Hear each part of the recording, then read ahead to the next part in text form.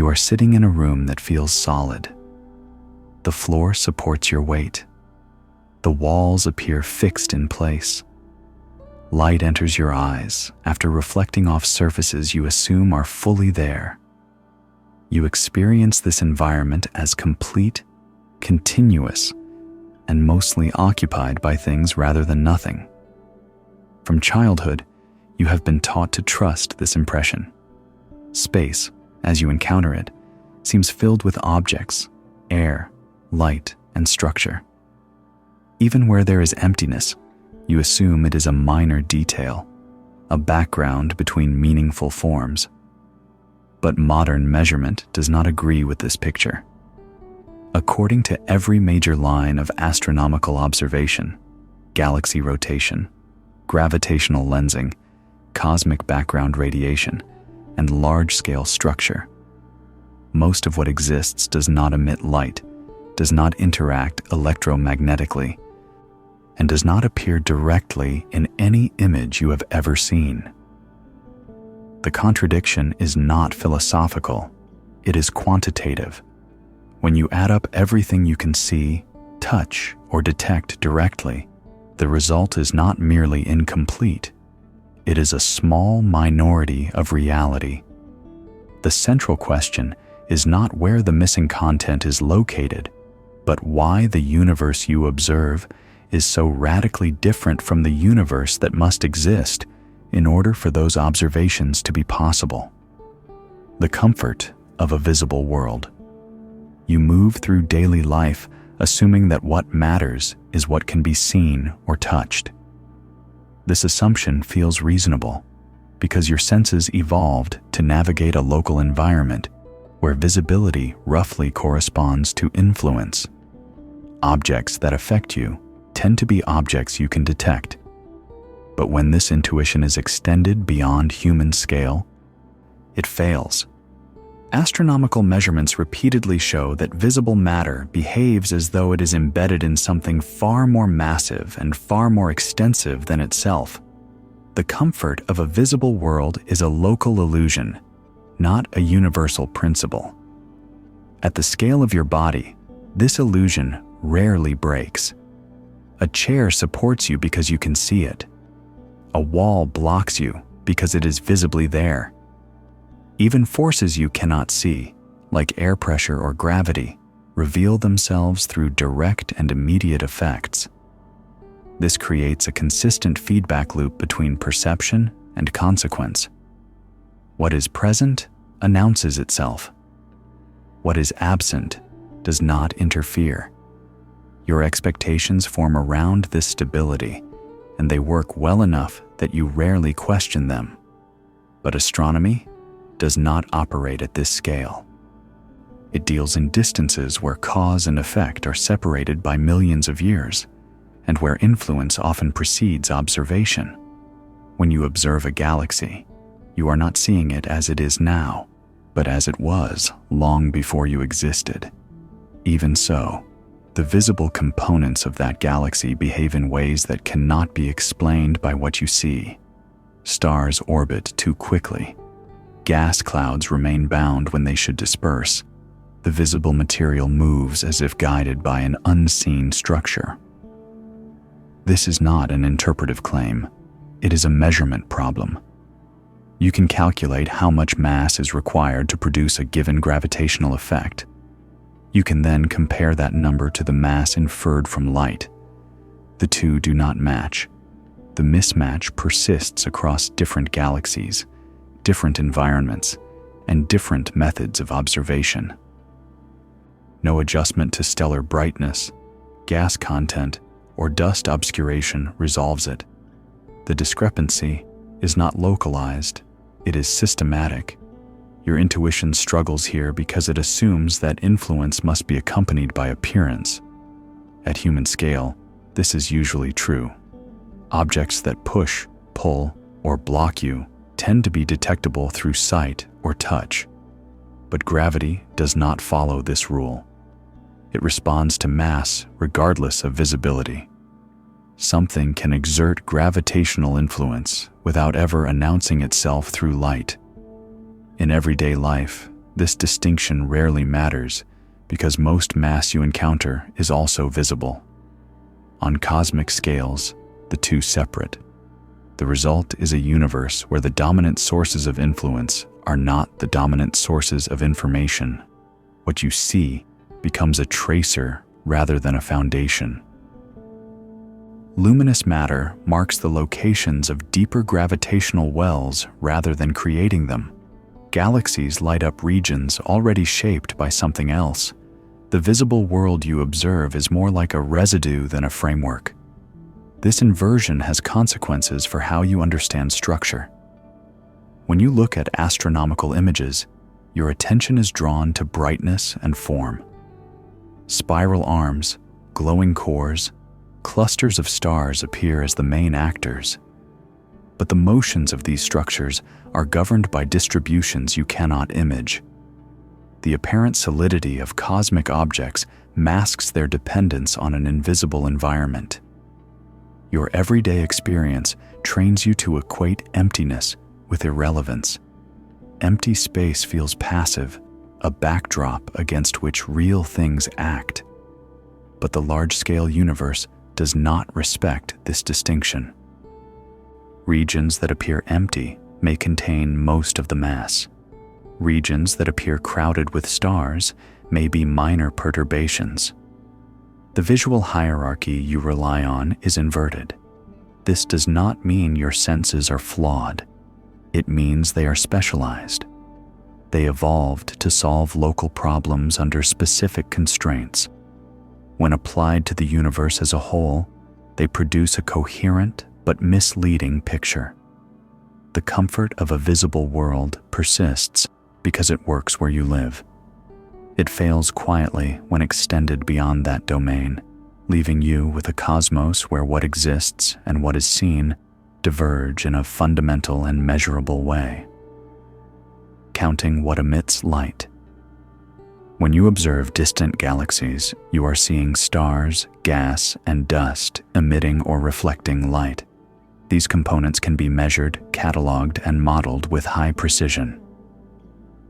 You can estimate their mass by analyzing brightness, spectra, and motion. When this accounting is done carefully, the total amount of luminous matter turns out to be insufficient. The discrepancy is not small. The mass inferred from light falls dramatically short of the mass required to explain observed gravitational effects. The process begins with a straightforward assumption. Light carries information. The brighter an object is, the more material it is likely to contain, once distance and composition are accounted for. By measuring how light spreads across wavelengths, you can determine what a galaxy is made of and how old its stars are. These details allow you to convert brightness into mass using well-tested physical models. The procedure is not casual. It is repeated across different instruments, different surveys, and different regions of the sky. Once this luminous mass is tallied, you can compare it to the behavior of the system as a whole. Galaxies rotate. Clusters of galaxies move relative to one another. Their motions reveal the strength of the gravitational field they inhabit. According to known physics, that field must be produced by the total mass present. When you perform this comparison, the numbers fail to align. The visible mass predicts a weaker gravitational pull than what is observed. This failure is consistent. It does not appear only in extreme systems or rare environments. Ordinary spiral galaxies show it. Elliptical galaxies show it. Massive clusters show it. Even small satellite galaxies orbiting larger ones exhibit motions that require more mass than they contain in luminous form. Each case can be studied independently, yet they all point in the same direction. One possible explanation would be that light is misleading. Perhaps large amounts of matter are present, but hidden, dimmed by dust or spread too thin to detect. This possibility has been investigated extensively. Infrared surveys penetrate dust. Radio observations detect cold gas. Ultraviolet measurements reveal young stars. Each additional window recovers some previously unseen material, but never enough. The gap remains. Another possibility is that the conversion between light and mass is misunderstood. If stars were systematically different from what models assume, the estimates could be wrong. But stellar physics is tested locally with high precision. The same models that explain the sun and nearby stars are applied to distant galaxies. Adjustments can be made, but they cannot account for the scale of the discrepancy without breaking consistency elsewhere. The shortfall becomes more pronounced when systems are examined collectively. In galaxy clusters, individual galaxies move at speeds that would allow them to escape if only their visible mass were present. Yet the clusters remain bound. The combined light of thousands of galaxies still fails to provide enough mass to hold them together. The missing component scales with size, growing larger as the system grows. This creates a tension between two forms of measurement. One counts what emits light. The other measures how strongly space is curved by mass. Both methods are internally consistent. Both rely on well-established physics, yet they describe different universes. One is sparse and fragile, the other is dense and stable. You are left with a choice that is not philosophical but practical. Either gravity behaves differently on large scales, or there is more mass than light reveals. Each option carries consequences, but the counting of light itself is not in doubt. It is precise, repeatable, and constrained by multiple independent checks. The act of counting what emits light exposes a fundamental limit of perception. You can only inventory what participates in certain interactions. The universe does not guarantee that its most influential components will do so. When you finish counting everything that shines, you do not arrive at completeness. You arrive at the edge of what visibility can provide, confronted by a deficit that measurement insists is real. Motion that should not be stable. Galaxies rotate. You can measure how fast stars orbit their centers by observing Doppler shifts in their light. According to known physics, stars far from the center should move more slowly, where less mass is enclosed. Instead, they move too fast. The outer regions of galaxies behave as though they are held together by an invisible gravitational scaffold. Without it, these systems should fly apart. They do not. At human scale, this expectation is intuitive. When you swing an object tied to a string, it remains bound only because tension provides an inward force. Remove that force, and the object escapes. The same logic applies to gravity. For a rotating system to remain intact, there must be enough mass inside the orbit to provide the necessary pull. This relationship is not speculative. It is encoded in equations that successfully describe planets around stars and moons around planets. When astronomers first applied this logic to galaxies, they expected similar behavior. Near the center, where most stars are concentrated, rotation should be rapid. Farther out, where visible matter thins, orbital speeds should decline. This pattern is observed in many familiar systems. It is also what you would predict if light traced most of the mass. But when rotation curves were measured, they flattened.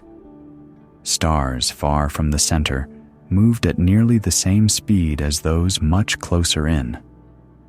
This result is not subtle. It appears clearly in data from many galaxies with different shapes and sizes. The effect persists regardless of viewing angle or observational technique. Radio measurements of neutral hydrogen extend these curves even farther, showing that the discrepancy grows with distance rather than resolving. The farther out you look, the more pronounced the stability becomes. One response might be to question the measurements. Doppler shifts could be misinterpreted. distances could be misestimated. These possibilities have been tested repeatedly. Independent instruments operating at different wavelengths produce the same results. The motions are real. The stars are moving too fast to be held by the mass you can see. Another response might be to assume that galaxies are transient, caught in the act of flying apart. But this conflicts with other observations. Galaxies are old. Many have existed in stable forms for billions of years. Their structures show signs of long-term coherence, not imminent disruption. If they were unstable, you would expect to see far more evidence of disintegration. The invisible scaffold implied by these motions is not a metaphor. It refers to a real distribution of mass inferred from gravitational effects. This mass must extend well beyond the visible edge of the galaxy, forming a halo that envelops it. The stars and gas you see occupy only the inner regions of this halo, tracing its influence without defining it. This realization alters the way you interpret what you see. The bright spiral arms and glowing cores of galaxies are not self-supporting structures. They are embedded within something larger that determines their motion. The visible components respond to a gravitational environment that remains unseen. The stability of galactic rotation becomes a statement about absence. It tells you that something must be present where nothing appears to be. The equations do not allow for interpretation here. Either the mass is there, or the laws governing motion fail on these scales. Both options challenge intuition, but only one preserves consistency across other phenomena. What makes this unsettling is not the existence of an unknown component, but the ease with which it reveals itself through motion. You do not need exotic instruments or speculative theories to see the problem. You only need to measure how fast stars move and accept the implications. The universe does not hide this discrepancy. It presents it openly, encoded in the calm, continuous rotation of galaxies. The motion looks stable because it is stable.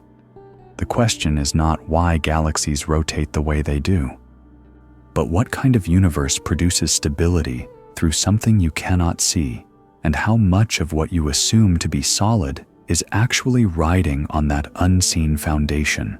Gravity as the only witness. Gravity does not require light. It responds only to mass and energy. When you rely on gravity as your measuring tool, a different universe appears.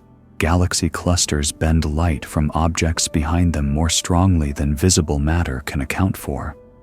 This gravitational lensing maps mass where nothing luminous exists.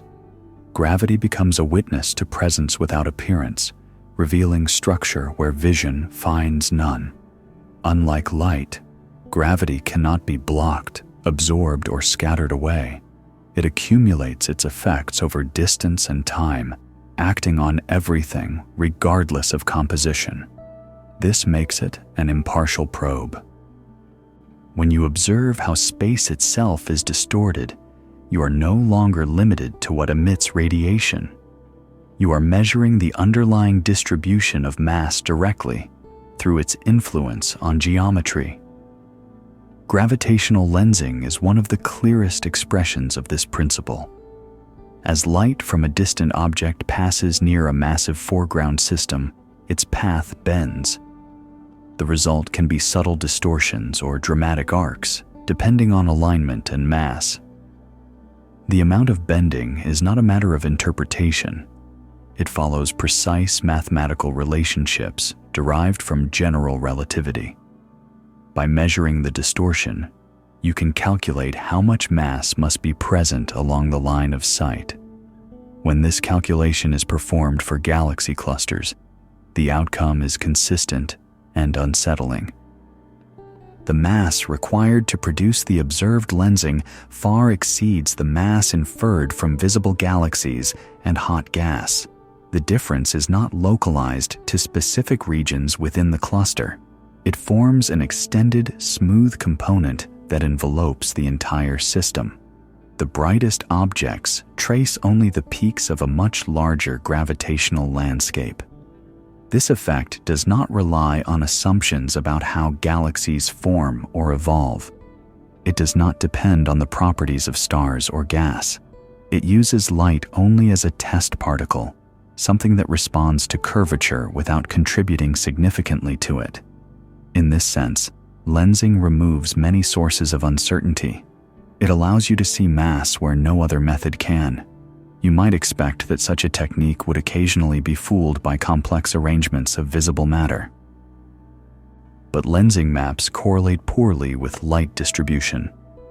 Regions with few galaxies can show strong gravitational effects. Regions crowded with luminous objects can contribute relatively little. The mismatch persists even when accounting for all known sources of baryonic matter. The reliability of gravity as a witness becomes clearer when multiple lines of evidence converge. Lensing measurements align with galaxy rotation curves and with the motions of galaxies within clusters. Each method operates on different scales and relies on different assumptions, yet they point to similar mass distributions. Gravity speaks consistently, even when light remains silent. This consistency forces a shift in perspective. Instead of asking where the matter is, you begin by asking where the gravitational influence is strongest. Light becomes secondary, a marker rather than a measure. The universe revealed by gravity is smoother, more extended, and less structured by luminous detail than the one revealed by telescopes alone. There is an asymmetry here that challenges intuition. You can see light without mass, such as radiation passing through empty space, but you cannot see mass without gravity. Gravity becomes the only reliable witness to certain forms of existence. It testifies through motion, distortion, and stability, never through appearance. This has implications for how you interpret absence. An empty region in an image is not necessarily empty in a gravitational sense. It may contain most of the mass influencing its surroundings. Conversely, a bright region may contribute little to the overall gravitational field. Vision misleads where gravity does not. What gravity reveals is not a hidden layer added onto the visible universe, but a foundational layer upon which the visible is built. The structures you recognize are shaped by something that does not announce itself. Gravity records this fact without commentary, leaving you to reconcile a universe where the primary evidence for existence comes not from what you see, but from how space itself responds. The failure of subtraction. One might expect that careful subtraction could resolve the discrepancy. Perhaps something was miscounted. Perhaps faint stars were missed, or gas was underestimated. Decades of increasingly precise surveys have tested this possibility. Each refinement reduces uncertainty, but the gap remains. The missing component does not shrink. It persists as a dominant fraction, resistant to explanation by overlooked visibility. The logic behind subtraction is straightforward.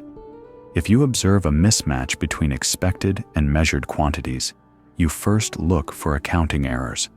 In astronomy, this means searching for matter that is difficult to see, but still interacts with light in some way. Cold gas, dim stars, compact remnants, and diffuse dust all become candidates. Each has been investigated with instruments tuned to different wavelengths and sensitivities. Infrared observations reveal stars too cool to shine brightly in visible light. Radio surveys detect vast reservoirs of neutral hydrogen. X-ray telescopes map hot gas trapped in gravitational wells. Each of these components adds to the visible inventory. Each reduces a portion of the discrepancy, but none come close to closing the gap. Even when combined, they account for only a small fraction of the mass required. This outcome is not due to a lack of effort. Modern sky surveys cover large portions of the universe with unprecedented depth. They are designed specifically to find what earlier instruments missed. Their results are consistent across independent teams and technologies. The more thoroughly you search, the clearer it becomes that what is missing does not behave like ordinary matter that happens to be faint. The failure of subtraction also reveals itself in proportionality.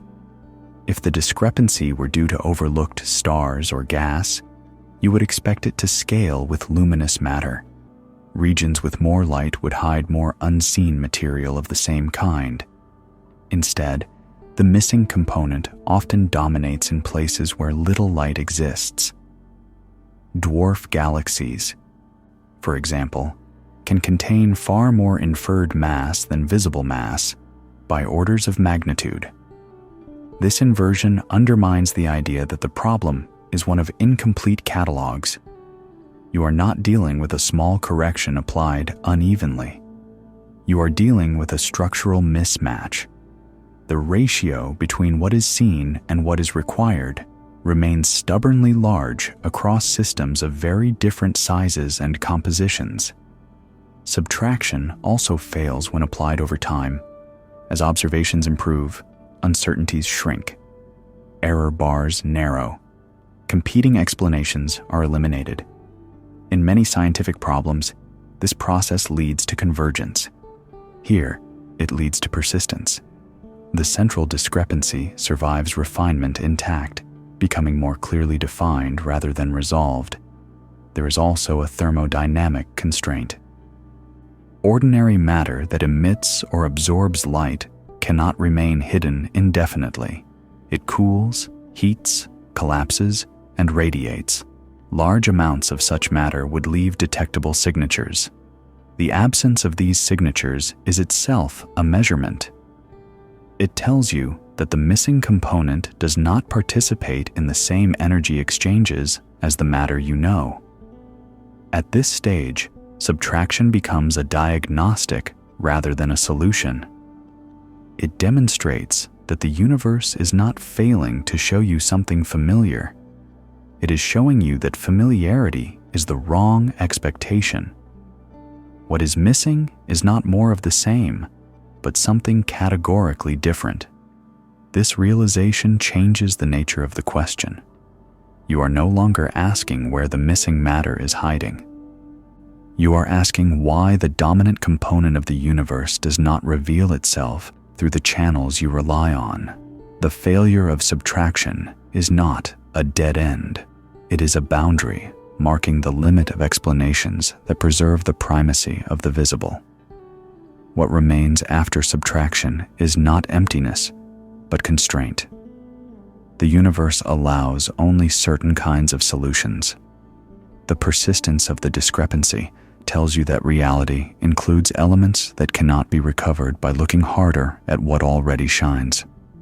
The missing component remains, not as an oversight, but as a fundamental feature of what exists. The emergence of a negative definition. The unseen component of the universe is not defined by what it is, but by what it is not. It does not emit light. It does not absorb light. It does not scatter light. It interacts gravitationally and almost nothing else. You infer its existence not through direct detection, but through the failure of every visible explanation. Its definition is a boundary around ignorance constrained by measurement. In most areas of science, entities are introduced through positive evidence. You identify a substance by its spectrum, a particle by its track, a field by its measurable effects on known systems. Here, the process is inverted. The unseen component is defined by exclusion. Every known form of matter has been tested against observation and found insufficient. What remains is not a substance with a catalog of properties, but a requirement imposed by consistency. This negative definition is unusually stable. As observational techniques improve, the list of excluded possibilities grows longer. The unseen component cannot be hot because it would radiate. It cannot be cold gas in large quantities because it would absorb background light. It cannot consist of ordinary compact objects in sufficient numbers because their gravitational interactions would produce detectable effects. Each constraint narrows the space of what is allowed without revealing what occupies that space. You might expect such a definition to weaken over time, eroded by new discoveries. Instead, it becomes more precise. The boundaries sharpen. The allowed region contracts. The unseen component is forced into a role that is increasingly specific while remaining fundamentally unobserved. This is not vagueness. It is constraint without visibility. The logic behind this process is procedural rather than speculative. You begin with a set of observations that must be explained. You test known mechanisms against them. When a mechanism fails, it is excluded. This is repeated across independent lines of evidence. The convergence of exclusions creates a shape, even if nothing fills it in directly. You know the outline of what cannot be there. This way of knowing is uncomfortable because it runs counter to intuition. You are accustomed to associating existence with interaction. If something exists, you expect it to leave a mark. Here, the mark is absence of fit. The unseen component leaves no direct trace except the impossibility of explaining the universe without it. The negative definition also resists simplification. It does not reduce to a single missing observation or anomaly. It arises from many ordinary measurements agreeing too well. The problem is not that one experiment failed, but that many succeeded in ways that cannot be reconciled with a visible-only universe. This has implications for how you think about explanation itself. An explanation does not always add detail. Sometimes it removes options. Sometimes understanding progresses by learning what reality refuses to be. The unseen component is understood in this subtractive sense as the only remaining occupant of a space carved out by evidence. There is a discipline imposed by this approach. You cannot attribute arbitrary properties to the unseen component without violating constraints. If it interacted strongly with light, it would have been seen. If it interacted strongly with matter, it would alter structures in detectable ways. Its silence is not assumed. It is enforced. What emerges is a picture of existence that is not centered on accessibility. The universe does not guarantee that its dominant constituents will be available to your instruments. It allows for forms of mass that influence everything while remaining almost entirely aloof. This negative definition does not tell you what the unseen component is made of. It tells you something arguably more unsettling. It tells you that reality can be structured around entities whose primary feature is their refusal to appear. The boundary around ignorance is not shrinking toward visibility. It is stabilizing, suggesting that some aspects of existence may only ever be known by what they prevent, not by what they reveal. Structure without substance. Large-scale maps of the universe show filaments, voids, and clusters spanning hundreds of millions of light years. Visible galaxies trace these structures like dew on spider webs. The web itself is inferred, not seen. Simulations show that without an invisible mass component, such structure could not have formed in the available time. What you observe as cosmic architecture depends on material you cannot observe directly. When you examine the distribution of galaxies across the sky, patterns emerge that are not random. Galaxies cluster along elongated filaments, intersecting at dense nodes and surrounding vast, nearly empty voids. These arrangements are consistent across surveys and scales. They form a coherent geometry that extends far beyond individual systems, Yet the luminous matter that outlines this geometry represents only a small fraction of the mass required to shape it. The formation of such structure is governed by gravity acting over immense periods. Small variations in density grow as matter flows towards slightly denser regions. Over time, these flows create the large-scale patterns you observe. But the rate at which this growth occurs is constrained by cosmic expansion. There is only so much time available before space stretches too quickly for gravity to pull matter together.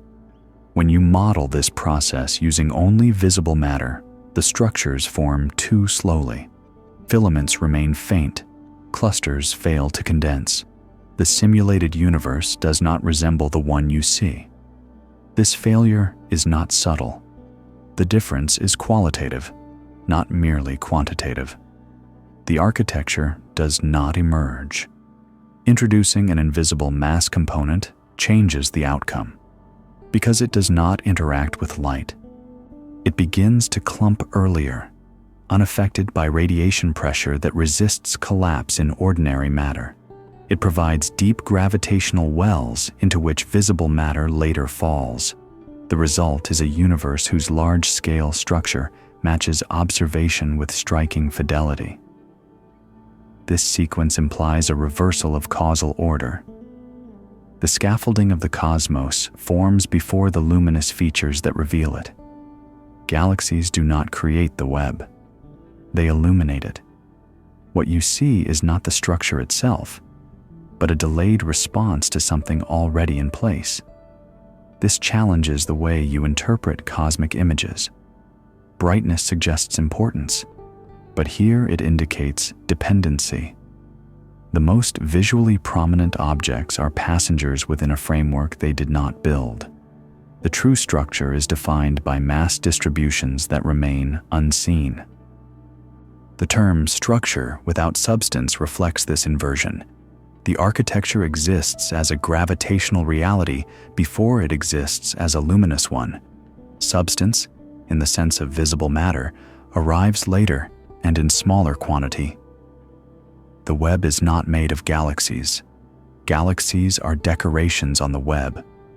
This has implications for how you understand emptiness.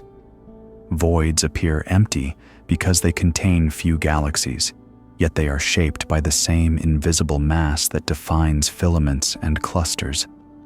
Their emptiness is not absence of influence, but a consequence of how mass has been redistributed elsewhere. Even the largest voids are part of a coherent gravitational pattern. The reliance on simulations is not a weakness of this conclusion.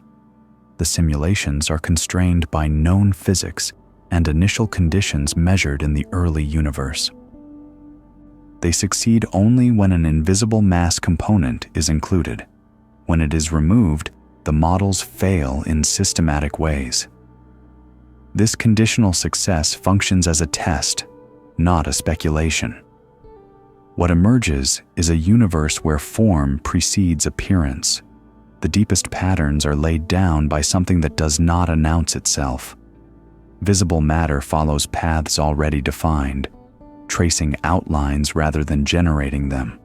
This forces a reconsideration of what it means to observe structure. You are not seeing the universe's framework directly. You are seeing a response to it. The large-scale order you admire depends on a dominant component that remains absent from every image, shaping reality while refusing to be seen. The background that should be smooth. The cosmic microwave background is a near-uniform glow left over from the early universe. Tiny temperature variations within it encode information about primordial density differences. These differences are too small to grow into today's structure without additional gravitational influence. The background radiation quietly records the necessity of something extra, present from the beginning, shaping everything that followed. When you observe this radiation, you are looking at the universe as it was roughly 380,000 years after its origin. At that time, matter and light decoupled, allowing radiation to travel freely through space. The resulting signal fills the sky almost evenly, with variations measured in parts per 100,000. This uniformity suggests a universe that began in an exceptionally smooth state. The small irregularities that do exist are not noise. They are carefully measured features that repeat across independent experiments. These temperature differences correspond to slight over- and under-densities in the early universe. They represent the seeds from which all later structure would grow. Their statistical properties are well understood and tightly constrained. The problem emerges when you attempt to evolve these seeds forward in time using only visible matter. Gravity amplifies density differences, but it does so slowly. Ordinary matter interacts with radiation, which resists collapse in the early universe. As a result, the initial fluctuations recorded in the background radiation do not grow quickly enough. By the time the universe reaches its current age, the structures formed are too small and too diffuse. This mismatch is not a matter of tuning. The equations governing growth are known. The expansion rate of the universe is measured independently. When you combine these inputs, the outcome is fixed. Without an additional gravitational component, the observed galaxies and clusters cannot form within the available time. Introducing an invisible mass component resolves this tension. Because it does not interact with light, it begins to collapse earlier, unaffected by radiation pressure. It amplifies the initial fluctuations recorded in the background radiation, deepening gravitational wells long before visible matter can respond. When ordinary matter finally decouples from radiation, it falls into these pre-existing wells, accelerating structure formation. What makes this evidence particularly compelling is its temporal position. The background radiation predates galaxies, stars, and planets. It is not influenced by later processes that could complicate interpretation. It provides a snapshot of initial conditions. The necessity of an unseen component is encoded there before any complex structures exist to obscure the message. This means the discrepancy is not something that arises later, due to unknown astrophysical processes. It is present at the earliest observable moment. The background radiation does not describe a universe that almost works without the unseen component. It describes one that cannot work at all without it. The smoothness of the background is as important as its irregularities. If the early universe had been more uneven, visible matter alone might have sufficed, but it was not. The initial conditions were too uniform. The universe began in a state that requires additional gravitational influence to evolve into what you now observe. This places the unseen component in a foundational role.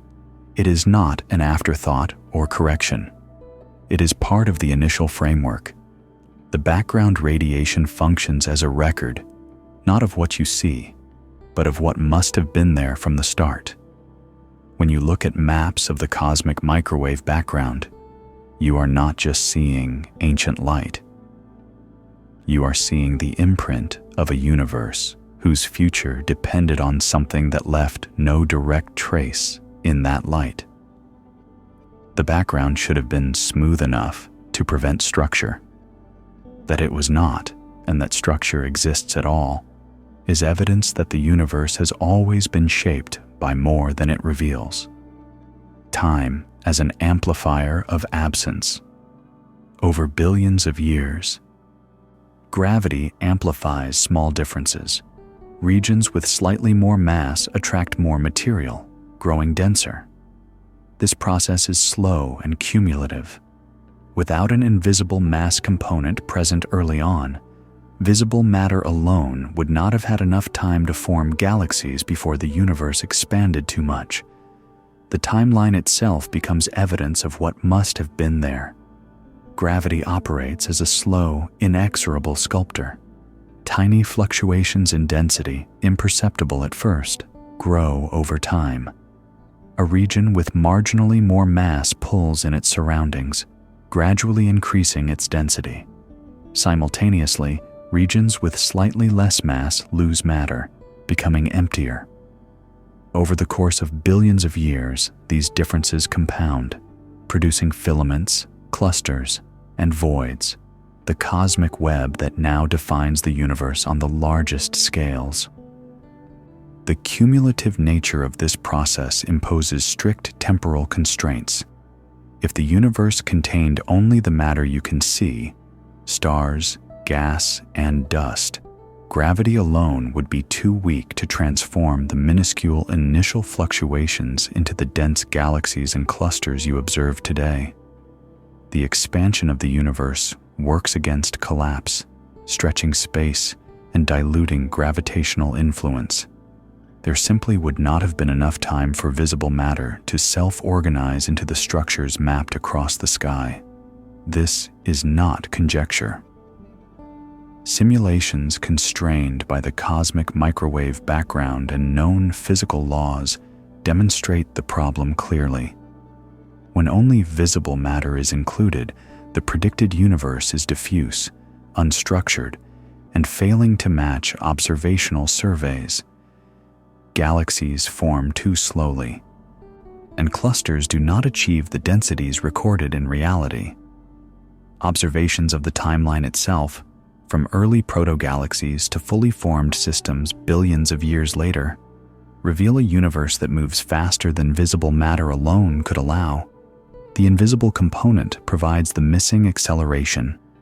Because it does not interact electromagnetically, it is unaffected by radiation pressure in the early universe.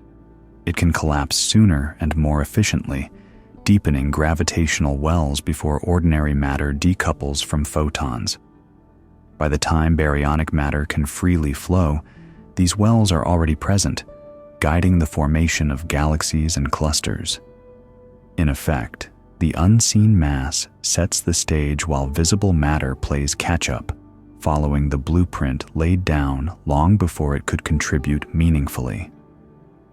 This perspective forces you to reconsider causality in cosmic history. You tend to associate visible features with agency, assuming that galaxies create the gravitational landscape they inhabit. The timeline revealed by observations indicates the opposite.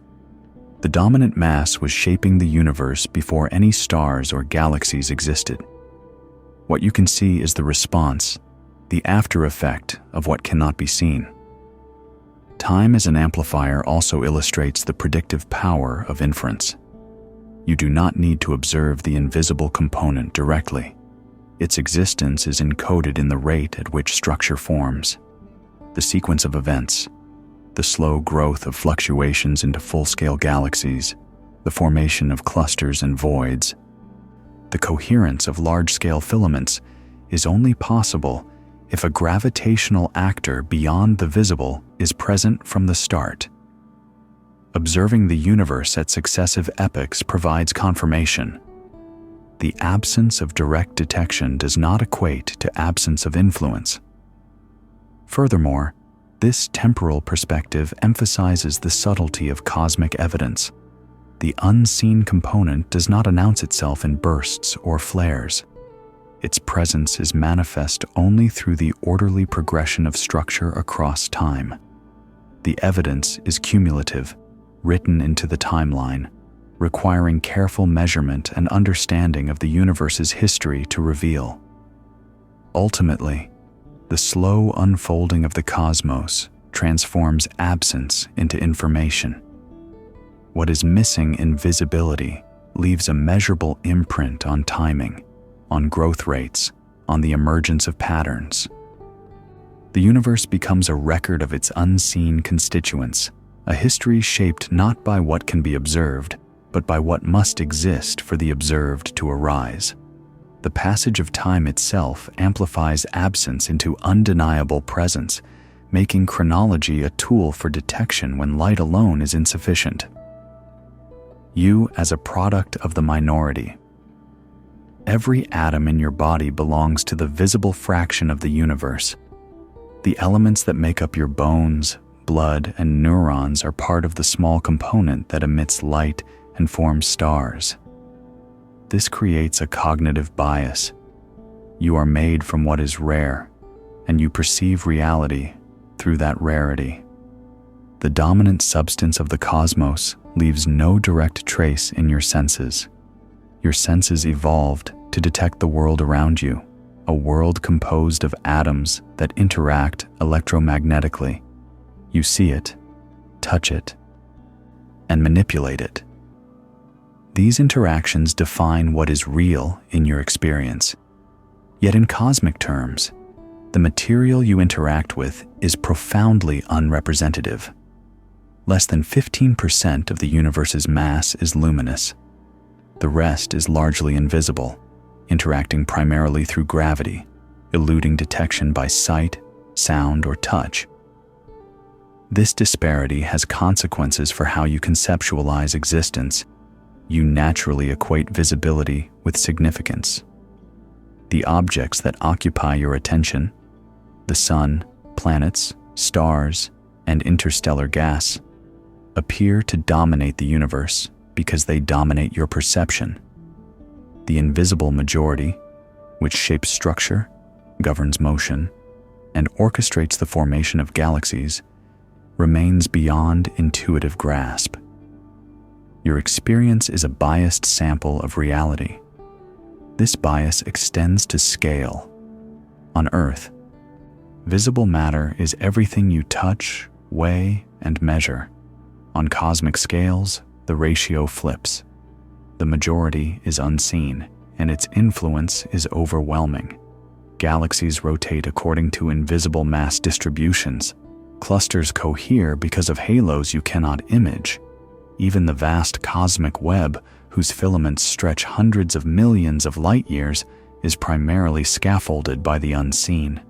What you consider primary is secondary, and what you ignore is essential. The bias is also temporal. You exist in a snapshot of the universe where stars shine and life is possible. You encounter light daily, so it dominates your understanding of causality and importance. Yet the invisible component has been shaping the universe long before your existence, guiding matter into filaments, clusters, and voids that later give rise to galaxies, stars, and planets. You are the product of a process in which the minority eventually becomes your habitat, while the majority remains largely imperceptible. This perspective influences your expectations about interaction. You assume that influence corresponds with detectability. What affects you should leave a trace, and what does not leave a trace should not matter. On human scales, this assumption is effective. Gravity, friction, and electromagnetic forces in your immediate environment conform to it. On cosmic scales, it fails. The largest contributors to structure and dynamics interact weakly, leaving almost no direct sensory signature, yet determining outcomes at every level. Being a product of the minority also frames your understanding of origin. Every atom in your body originated in stars, nuclear furnaces that emit light, whose remnants eventually coalesced into planets. You are literally composed of what shines, but the invisible matter in which these stars formed dictated where and how they could coalesce. You exist because the unseen majority arranged the stage. Your existence is contingent on something fundamentally unobservable from within your perspective. This realization forces a reconsideration of perception. The universe you perceive is not the universe that dominates reality. You interpret patterns, assign significance, and formulate models based on the small fraction of matter that interacts with light.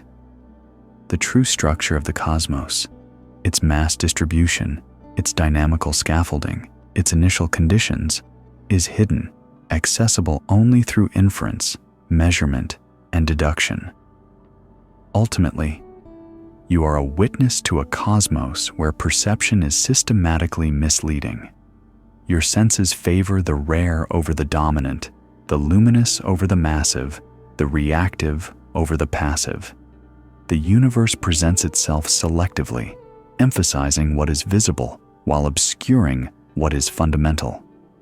In recognizing this, you confront the quiet truth that your experience of reality is both a miracle of rarity and a misrepresentation of the cosmos's true scale and composition.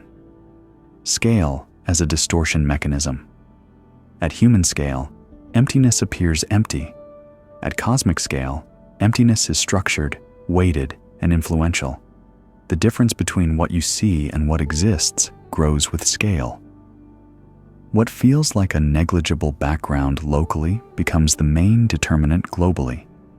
Scale does not merely change quantities, it inverts importance. Your intuition is anchored in immediate surroundings. An empty room contains no visible matter. Its floor, walls, and air provide the reference points for what exists. The empty space between them seems inert, irrelevant. Gravity from distant objects is negligible. Pressure, temperature, and light define the environment. Emptiness is a backdrop, not a player. This framework works for human scale perception because visible matter dominates influence within the limited region you inhabit. Cosmic scales operate differently. Distances, masses, and timescales amplify subtle effects into governing forces. The seemingly empty space between stars, galaxies, and clusters contains most of the universe's mass in a form that cannot be detected directly. What is invisible dominates. Filaments of dark matter guide the flow of visible matter. Voids represent the absence of this unseen structure rather than a true absence of influence. Local emptiness is deceptive. This inversion occurs systematically. The more expansive the region considered, the less representative visible matter becomes. A single star appears significant in its solar system, but is a trace particle compared to the dark matter halo enveloping the galaxy. A cluster of galaxies is visually prominent, but sits within a much larger scaffold of invisible mass that dictates dynamics and coherence. The universe at large is shaped primarily by what you cannot see. Scale also amplifies interactions that are negligible locally. Gravity from a distant galaxy exerts no measurable effect on your daily life, but when summed over billions of stars and extended over megaparsecs, it governs the movement of clusters and the formation of filaments. Emptiness, in this sense, is not absence. It is presence distributed over space and time, exerting a cumulative influence far beyond what local perception would suggest. This effect produces a fundamental mismatch between perception and reality. The senses evolved for survival in an environment where mass and influence coincide. They do not account for diffuse, distributed, or hidden components. The larger the scale, the more these assumptions fail. At the galactic or intergalactic level, your sensory biases invert. What appears marginal locally is dominant globally, and what appears central locally is secondary on cosmic scales. The inversion is visible in dynamics. Outer stars orbit galaxies faster than visible mass allows. Clusters of galaxies remain bound when luminous matter alone predicts dispersal. The distribution of galaxies across the cosmic web mirrors the unseen dark matter scaffold. Observationally, the universe behaves as though the empty regions are loaded with influence, contradicting local intuition that emptiness equates to irrelevance. Scale also reshapes causality. Processes that are nearly instantaneous locally, collisions, heating, chemical reactions, become negligible across cosmic distances and timescales. Slow, persistent effects, like the cumulative pull of gravity from unseen mass, dominate. The universe's history, formation, and structure are dictated by processes that your everyday experience would deem imperceptible or unimportant. Ultimately, scale acts as a lens that distorts perception. You interpret significance through proximity, brightness, or density. On cosmic scales, these proxies fail. The invisible majority defines structure and motion. The visible minority is a tracer, a response, not a driver. What feels substantial to you, stars, galaxies, clusters, is a surface effect on a vast hidden framework that alone governs stability and evolution. Recognizing this inversion is crucial. It forces a reconsideration of what counts as primary or secondary in the universe. It is not the quantity of matter you can see that matters, but the cumulative influence of what cannot be seen. Scale does not merely change magnitude. It reorders the hierarchy of existence, revealing a cosmos where emptiness is the medium of power and visibility, a misleading signal of importance. Measurement without contact. Most of what you know about the universe comes from remote measurement. You infer properties from light that has traveled for millions or billions of years. For the dominant mass component, even this indirect channel is unavailable. Its presence is inferred from the motion of other things. You measure it without ever interacting with it directly, relying on effects rather than encounters. Your scientific intuition is built on contact. In the laboratory, a property is measured by manipulation, by the application of known forces, or by capturing emitted signals. Heat, light, pressure, chemical reactions. These are the channels through which you confirm existence and quantify attributes. Even when you study distant objects, you rely on electromagnetic radiation as a messenger. Light carries spectra, brightness, and temporal variation, which allow you to reconstruct the nature of the source. In every case, you have a form of communication with what you observe. The invisible mass component offers no such conversation. It neither emits nor absorbs radiation. It does not scatter, refract, or fluoresce. Standard instruments that detect electromagnetic signals yield nothing. Your senses, and the instruments that extend them, encounter silence. Yet this silence is itself meaningful. The absence of a direct signal constrains possibilities. Whatever exerts gravitational influence must differ fundamentally from ordinary matter. Its existence is defined not by what it reveals, but by what it leaves unspoken. You can detect it only through indirect effects, primarily gravitational. The rotation curves of galaxies, the binding of clusters, and the bending of light from distant sources all indicate that there is more mass than meets the eye.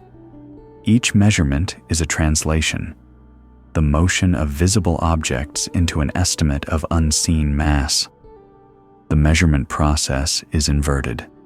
Instead of observing the object directly, you observe its influence and reconstruct its properties. You never touch it, never detect its composition, never see it shine. This form of measurement introduces unique epistemic challenges. Without contact, you cannot confirm details such as particle type, temperature, or internal structure. All conclusions are mediated by models of interaction. The way gravity behaves, the assumptions about general relativity, the properties of ordinary matter. The inferred mass is robust because the effects are consistent across scales and independent methods. But the unknowns remain profound. You know the quantity, the distribution, and the effect, but not the substance. The reliance on motion as a proxy creates a universe where the dominant component is understood through absence. Galaxies orbit faster than their visible mass allows. Clusters remain cohesive despite insufficient luminous matter. The gravitational field acts as a fingerprint. It reveals presence through displacement, acceleration, and curvature of spacetime, providing evidence without form, shape, or sensory signature. This method transforms absence into information. The cumulative nature of these measurements adds confidence. Observations of multiple galaxies, clusters, and lensing systems all point to similar mass distributions. The results are coherent, reproducible, and predictive. Yet every individual measurement is second-hand, inferred from what is visible. The dominant mass exerts influence that is direct and real, but its form remains a hypothesis constrained only by necessity and consistency. Time also plays a role in this type of measurement. The motion of stars, the evolution of clusters, and the propagation of light from distant sources allow you to reconstruct mass distribution over billions of years. The dominant component cannot be caught directly, but its historical influence is encoded in the present dynamics. You read history backward, translating the echoes of motion into maps of what must exist. This paradigm challenges intuition. Measurement usually implies interaction, verification, and direct evidence. Here, existence is inferred from absence, influence, and necessity. The invisible majority is defined by what it does, not by what it presents. The universe, in effect, becomes a system in which the most significant constituents are known solely by their effects on the rare minority that is visible. In this way, measurement without contact is not a limitation, but a revelation. It forces a shift in understanding. Reality can be robustly mapped, quantified, and studied even when the primary actors leave no trace detectable by conventional means. The universe allows presence without appearance, influence without encounter, and knowledge without sensory confirmation. The inadequacy of familiar categories. Matter, as you understand it, interacts, clumps, heats, and cools in predictable ways. The unseen mass does not behave like this. It passes through itself and through ordinary matter without friction. It forms halos rather than disks. These behaviors force you to accept that familiar categories of substance are insufficient. The universe contains forms of existence that do not conform to everyday material intuition. Your intuition about matter is shaped by everyday experience. Solids maintain shape. Liquids flow but resist compression. Gases expand and mix. Even plasma, when heated, emits radiation and responds to electromagnetic forces in ways that can be observed and modeled.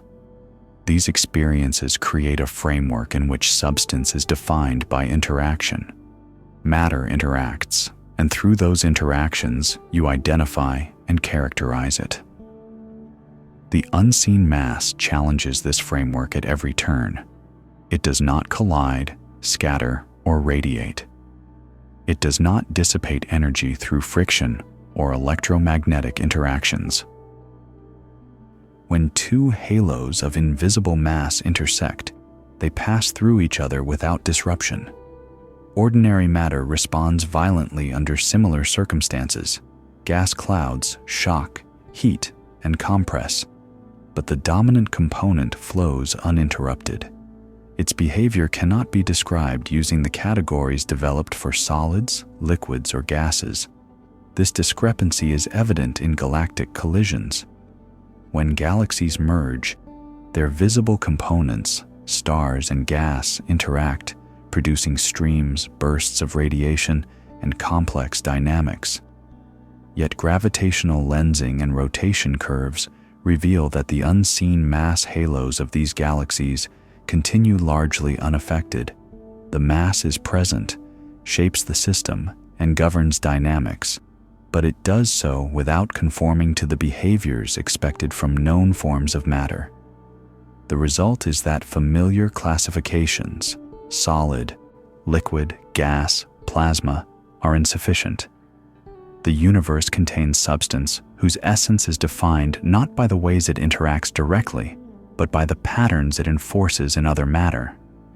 It is matter that is known only indirectly, whose properties are inferred from influence rather than from encounter.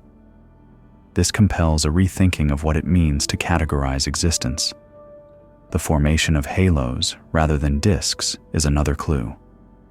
Ordinary matter, subject to collisions and dissipative processes, flattens into rotationally supported disks as seen in spiral galaxies. Invisible mass, lacking these interactions, maintains extended, roughly spherical distributions. Its morphology is determined not by collision or pressure, but by gravitational equilibrium across vast scales. Disks are a consequence of dissipation. Halos are a consequence of non-interaction. You are forced to recognize that structure is not a universal signature of familiar material behavior. Even on smaller scales, the same principles apply. Dwarf galaxies, satellite systems, and filamentary structures in the cosmic web reflect the invisible mass's influence. The patterns you can see, galaxy positions, motions, and rotations, cannot arise without a form of matter that is fundamentally different from what you know. Its presence is implied through consistency, predictability, and necessity, but never through the familiar markers of substance. This inadequacy of categories has philosophical implications. Your everyday understanding assumes that all material phenomena can be mapped onto known behaviors. The universe demonstrates that some forms of existence lie outside these intuitions. You are accustomed to thinking of matter as substantial in ways you can perceive directly, but the unseen majority shows that influence does not require familiar substance. Existence can be defined by effect, pattern, and necessity rather than interaction. The consequence is both subtle and profound. The universe contains dominant components that do not announce themselves in ordinary ways. They resist detection through conventional channels, obey laws of motion while ignoring the rules of ordinary matter, and shape everything visible without ever conforming to recognizable material behavior. Your categories are tools for a local, human-scale world, not for a cosmos where the majority of mass refuses to behave as expected. Recognizing this forces a shift in perspective. To understand reality, you must decouple expectation from intuition. Matter is no longer defined solely by its sensory interactions. It can exist in forms that are silent, permeable, and indirect, yet whose gravitational influence is undeniable. The universe is larger and stranger than the categories you inherited from everyday experience, and the unseen majority defines the rules. Maps that do not match the territory. When you look at images of deep space, you see glowing points against blackness. These images feel like maps of reality. In truth, they are maps of a thin, luminous layer. The underlying mass distribution is different, smoother in some places, denser in others. What you see is not wrong, but it is radically incomplete, highlighting features that are not proportionally important. Your perception equates visibility with presence. Bright points appear significant, blackness appears empty. This is a natural cognitive bias, reinforced by everyday experience. Objects that emit or reflect light are the ones you can touch, move, and interact with. In the cosmos, this bias is misleading. Galaxies, stars, and gas clouds trace only the peaks of a gravitational landscape dominated by the invisible. The luminous is a tracer, not the framework. Large-scale surveys and gravitational measurements reveal a universe where the luminous component contributes only a fraction of the total mass. Dark matter forms smooth halos, elongated filaments, and dense nodes that are largely invisible to optical instruments. Its distribution defines the motion of galaxies, the stability of clusters, and the formation of the cosmic web. Luminous matter highlights the peaks of this distribution, but leaves most of the territory unilluminated. The map you see is therefore partial, emphasizing surface features while hiding the bulk of the underlying landscape. The mismatch between observation and underlying reality becomes evident in gravitational lensing. Light from distant galaxies is bent by mass along its path. When the resulting distortions are mapped, the inferred mass distribution often differs substantially from the luminous pattern. Regions that appear empty in visible light can exhibit strong lensing effects, indicating dense accumulations of invisible mass. Conversely, clusters that dominate images in brightness may contribute proportionally less to the total gravitational field. Light misleads in magnitude and location, creating maps that look compelling but fail to represent the true territory. This discrepancy is not uniform. In some cases, luminous structures correlate roughly with underlying mass, reinforcing intuitive assumptions. In other cases, they are decoupled. Satellite galaxies orbit within massive dark matter halos whose extent dwarfs the visible systems. Cosmic voids appear empty, but are shaped by the same invisible scaffold that forms filaments and clusters elsewhere. The mismatch varies across scale, morphology, and context, complicating interpretation. The incomplete map influences understanding of structure formation.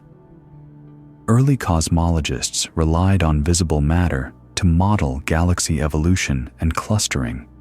Their models underestimated the speed and coherence of large-scale structures because they ignored the invisible majority. Only by incorporating mass that cannot be seen directly did simulations reproduce the observed cosmic web. The luminous universe is a thin layer that sits atop a far more massive and pervasive foundation, a pattern that is only perceptible when you account for what light does not reveal. This phenomenon also affects temporal interpretation. Images freeze the luminous layer at a given moment, but invisible mass evolves in ways that are not directly captured by light. The underlying distribution governs motion over billions of years, shaping the formation and trajectory of stars and galaxies. What is seen is a transient marker, while what is unseen establishes enduring influence. The map emphasizes superficial detail. The territory carries the dynamics. Recognizing this divergence requires a shift in perspective.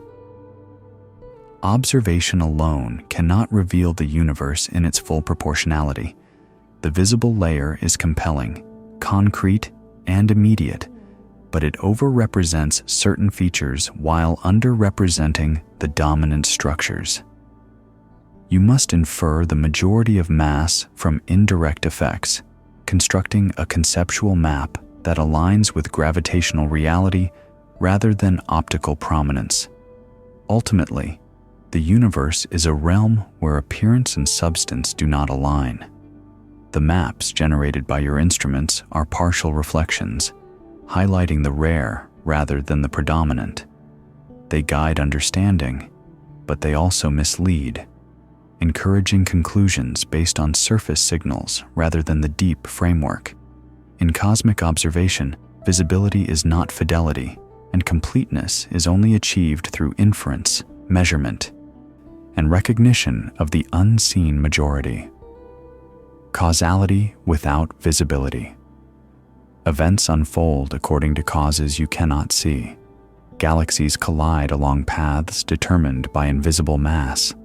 Light bends around concentrations that emit nothing. Your causal explanations rely on entities absent from your visual record. The universe operates according to rules whose primary agents are hidden, leaving visible matter to play a secondary, responsive role. You naturally assume that cause corresponds with visibility. In everyday experience, what you can see interacting is what produces effects. A rolling ball moves because of applied force. A tree falls because of gravity acting on its mass. These assumptions work reliably within human-scale environments, where the objects that dominate influence are also the objects that are perceptible.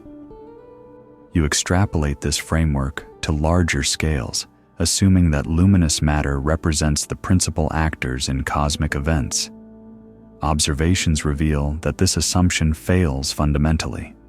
Consider galactic interactions. When two galaxies approach each other, their trajectories are not primarily determined by the stars you see, nor by the gas clouds that glow in images.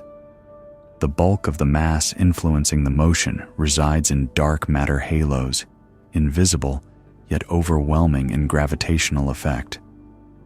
These halos dictate not only the paths of galaxies, but also the internal dynamics of the systems as they merge. The stars and gas respond, forming streams, shocks, and bursts of radiation, but they are essentially passengers in a process governed by unseen structure. The visible is a consequence, not a driver. Gravitational lensing provides another example. Light from distant quasars or galaxies bends around concentrations of mass that emit no detectable radiation. The deflection can be substantial, producing arcs, rings, or distortions that map the distribution of matter along the line of sight. You can infer the existence, position, and approximate mass of these concentrations, but you cannot detect them directly through light. Cause is present where visibility is absent. The primary agents of influence leave only indirect traces, yet they dominate the observed outcome. This reality reshapes your understanding of physical law. Newtonian and relativistic principles still apply. Forces produce motion according to well-defined rules. What changes is the identification of the actors responsible for those forces. Most of the mass-shaping galactic and intergalactic dynamics does not participate in ordinary interactions. It is invisible to conventional measurement, yet its gravitational pull organizes, accelerates, and confines everything you can see. Causality exists independently of perception, and your senses consistently underestimate the scale and source of influence. The concept extends to large-scale structure. Filaments, voids, and clusters evolve over billions of years in patterns determined largely by unseen mass. Galaxies trace these filaments, but their formation, trajectory, and spacing are dictated by an underlying gravitational skeleton. Void regions expand faster than expected because mass is absent. Filaments attract matter along paths defined by invisible scaffolds. The visible layer responds, creating a coherent universe that obeys causality even when the causal agents remain undetectable. This phenomenon demonstrates the subtlety of inference in cosmology. You reconstruct events and trajectories not by observing the primary actors directly, but by tracking secondary effects. The stars, gas, and light become indicators of an invisible hand. Observation, modeling, and simulation must work in concert to translate the motion of luminous matter into a map of underlying mass. Without these tools, causal understanding would be impossible because the main agents never interact with light or ordinary matter in a detectable way. The disjunction between visibility and causality has profound implications for intuition. You are conditioned to associate appearance with agency, yet the universe repeatedly defies this expectation. Influence is concentrated in what you cannot see, while the luminous minority records the consequences. Reality is structured by invisible forces, and the material you perceive is largely reactive. You live, observe, and measure within a universe where primary causality is silent and visibility is secondary. Recognizing causality without visibility requires a fundamental shift in perspective. you must separate effect from actor, response from agent, and perception from principle. The universe operates according to consistent laws, yet it assigns the dominant role to entities that leave no direct sensory trace. The visible cosmos is a responsive echo, not the source of the drama, and the hidden majority dictates the unfolding of events across time and space. The persistence of the discrepancy. Multiple independent methods all point to the same conclusion. Rotation curves, lensing, background radiation, and structure formation converge on similar quantities. This convergence reduces the likelihood of error. The discrepancy persists not because of a single flawed assumption, but because many different measurements agree on the same absence. Each observational technique examines a different facet of the universe, yet they all indicate the same underlying truth. The mass inferred from visible matter is insufficient to explain what you see. Galaxy rotation curves show stars orbiting faster than the luminous mass allows. Gravitational lensing maps reveal concentrations of matter unaccounted for by light-emitting sources. The cosmic microwave background encodes primordial density fluctuations that require additional mass to evolve into the structures observed today. Simulations of large-scale structure only reproduce reality when this invisible component is included. The convergence of these independent lines of evidence is striking and undeniable. The consistency across techniques is crucial.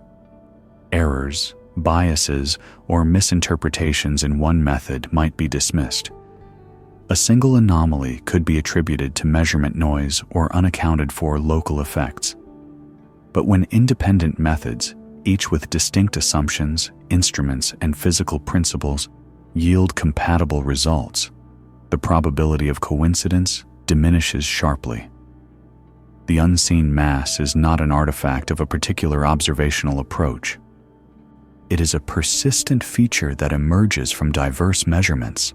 This persistence has implications for both methodology and epistemology. You are accustomed to confirming reality through repeated observation of the same phenomena using the same tools. Here, the validation comes from comparing entirely different phenomena: the velocity of stars, the bending of light, the pattern of ancient radiation, the emergence of cosmic filaments.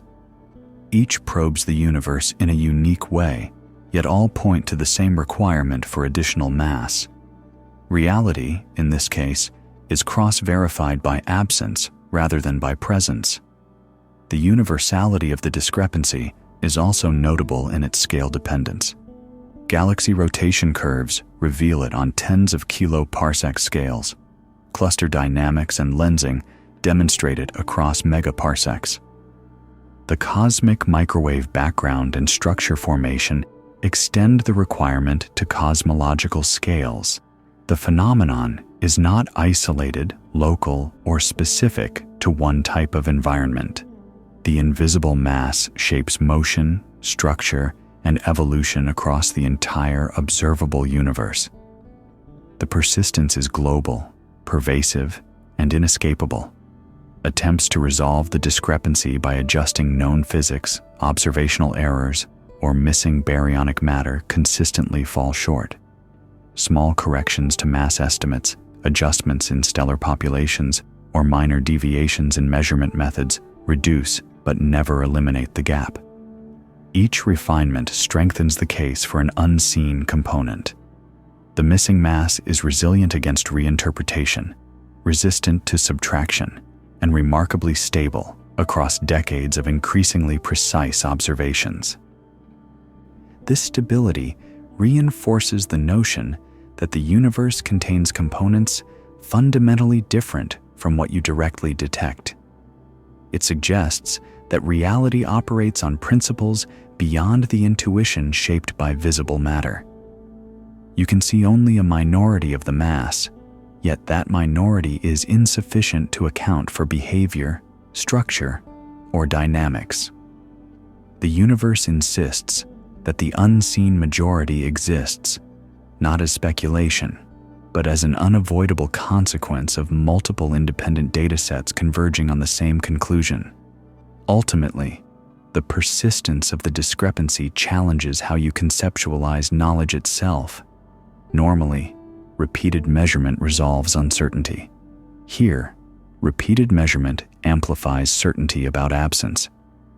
Multiple independent avenues do not converge to suggest a flaw. They converge to reveal an unseen truth. The universe is defined less by what you can directly observe and more by the consistency of effects arising from entities that refuse to appear.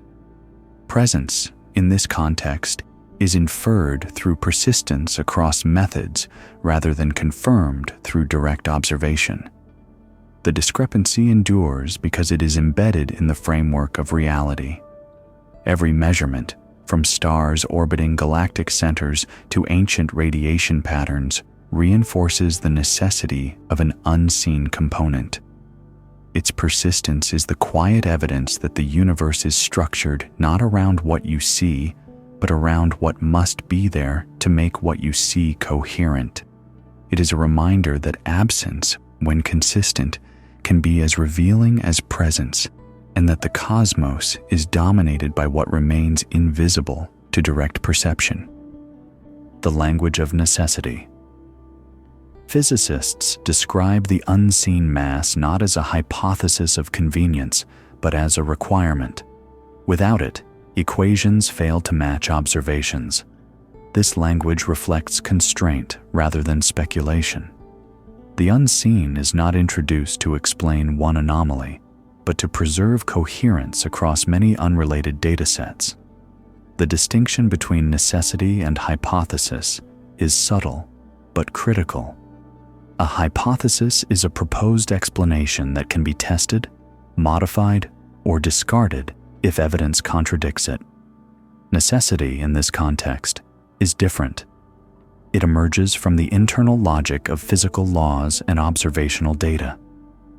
If you attempt to remove the invisible mass from models of galactic rotation, lensing, the cosmic microwave background, or structure formation, the equations no longer reproduce reality.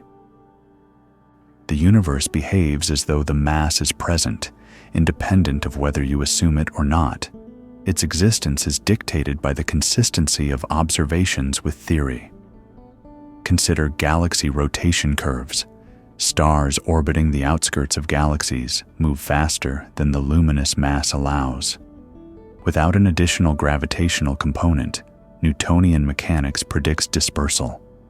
The equations fail to describe the system. Including invisible mass restores agreement. This is not a convenient adjustment.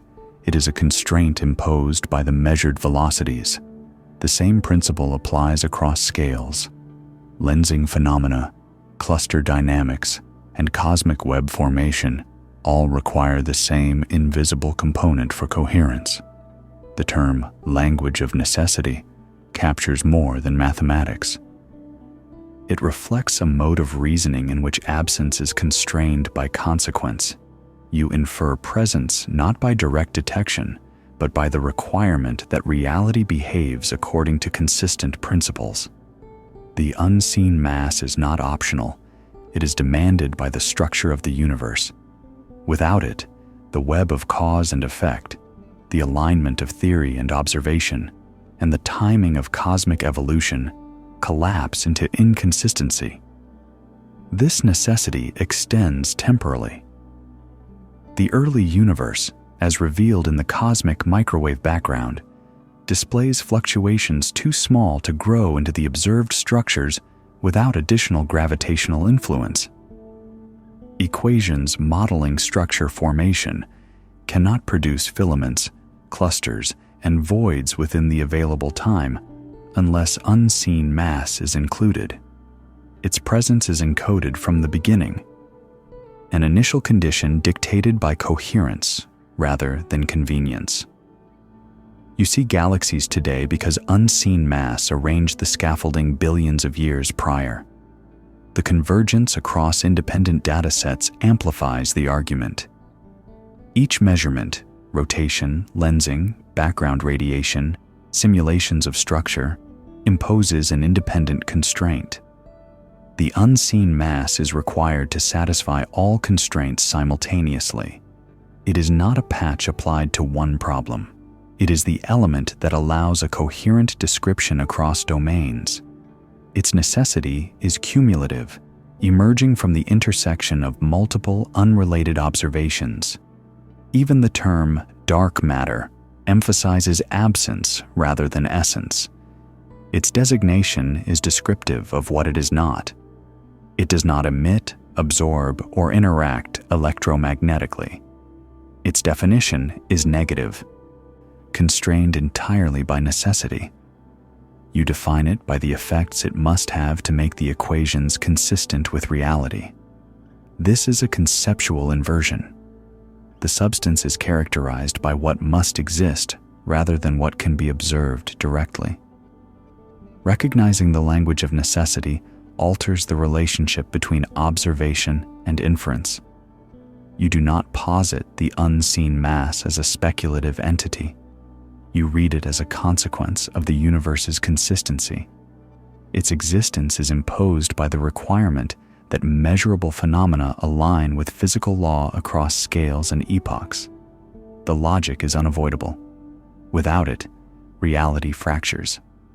Ultimately, necessity transforms absence into certainty. The unseen mass is less an optional component and more a structural imperative. It is embedded in every rotation curve, every lensing measurement, every filament of the cosmic web.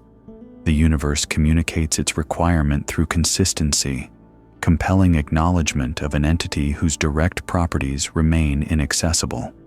Observation, deduction, and theory converge on a single message. The unseen is necessary, and its absence is incompatible with the coherent behavior of everything you can measure. Observation as a filter. Every instrument you build is sensitive to specific interactions. Telescopes detect electromagnetic radiation. Detectors capture particles that interact strongly or weakly in known ways. Reality that does not participate in these interactions passes through unnoticed. Observation is not neutral. It filters existence, selecting what can appear. Your perception, extended by instruments, assumes that what interacts is what exists. Light, radio waves, X-rays, and other forms of electromagnetic radiation provide the signals you interpret as matter. Particle detectors respond to charged or interacting particles, allowing you to measure composition, velocity, and energy. The universe, as captured through these tools, appears populated with stars, gas clouds, galaxies, and energetic phenomena. These are the elements that your senses and instruments can register. But this picture is selective. Anything that does not couple to the interaction channels you monitor remains invisible. It neither emits nor absorbs light, nor scatters, nor leaves detectable energetic footprints. Its presence is only revealed indirectly through gravitational influence or cumulative effects on other observable matter. Instruments, no matter how sensitive or sophisticated, are incapable of perceiving what does not interact in known ways. Observation is a sieve. Reality passes through the mesh according to interaction rules, and the dominant components slip through. This filtering effect creates a profound asymmetry. You experience the universe primarily through its minority, luminous matter and particles that interact readily. The majority, which governs the formation of structure, motion of galaxies, and dynamics of clusters, is largely filtered out. The universe you see is therefore a curated subset, a visible veneer laid over a far more massive and pervasive foundation. This selective perception shapes intuition, reinforcing the assumption that what is observable is what is significant. The consequences of this filtering extend across scales.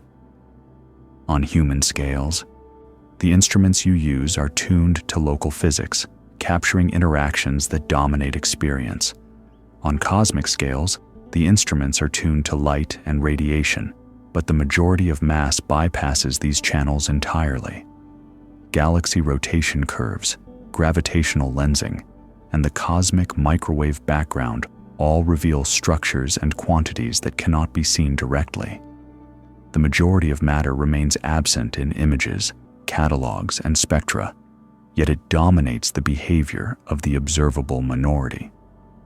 This selective visibility also shapes the development of theory. You construct models based on what can be observed, calibrating assumptions to data from light and interacting particles. When predictions fail, you must consider the possibility of unobserved components. The universe imposes a correction through necessity. The invisible must exist to reconcile observation and theory. Your instruments do not fail to detect it.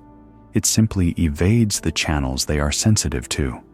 Science therefore advances not only through direct observation, but through the interpretation of filtered reality and the constraints it imposes.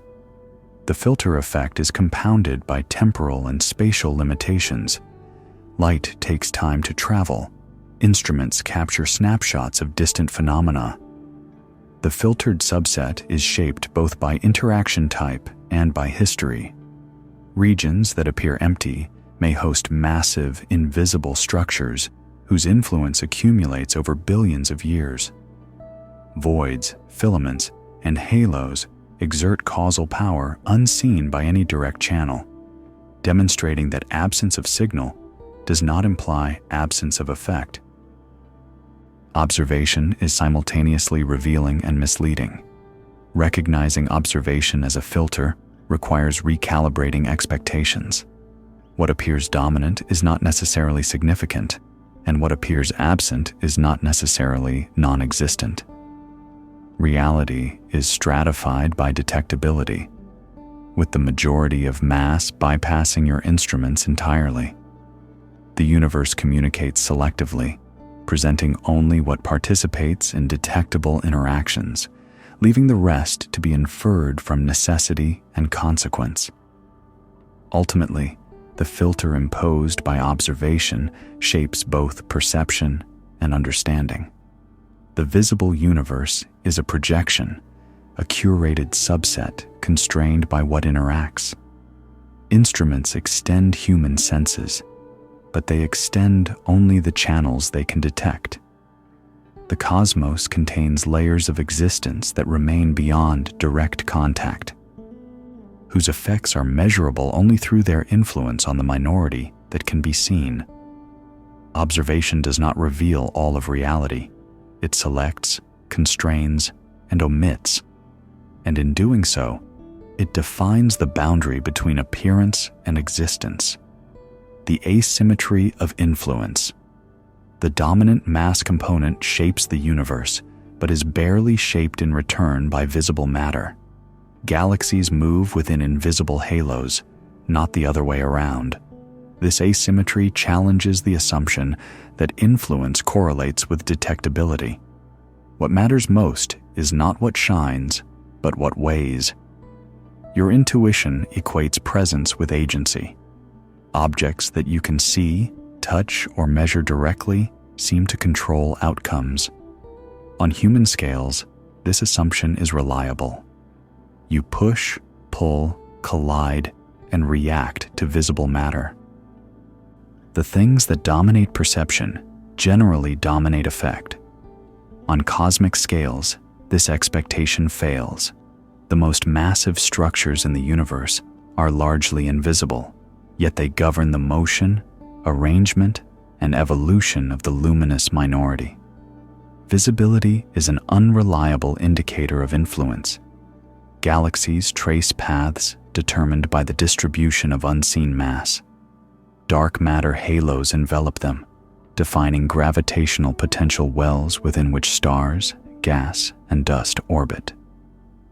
The luminous matter responds to the gravitational field of the halo, shaping observable structures like spiral arms or central bulges. The halo, however, remains largely unaffected by the details of these visible components. It establishes the stage, and the stars act out the script, but the stage itself is indifferent to the performance. This imbalance is evident in galaxy clusters. Visible galaxies comprise a small fraction of total cluster mass, yet they trace the dynamics dictated by invisible components. Gas clouds shock and heat during mergers, stars collide, or are stripped from their galaxies, and light is emitted in spectacular displays. The dark matter, forming halos around each galaxy and encompassing the cluster, dictates the trajectories and velocities.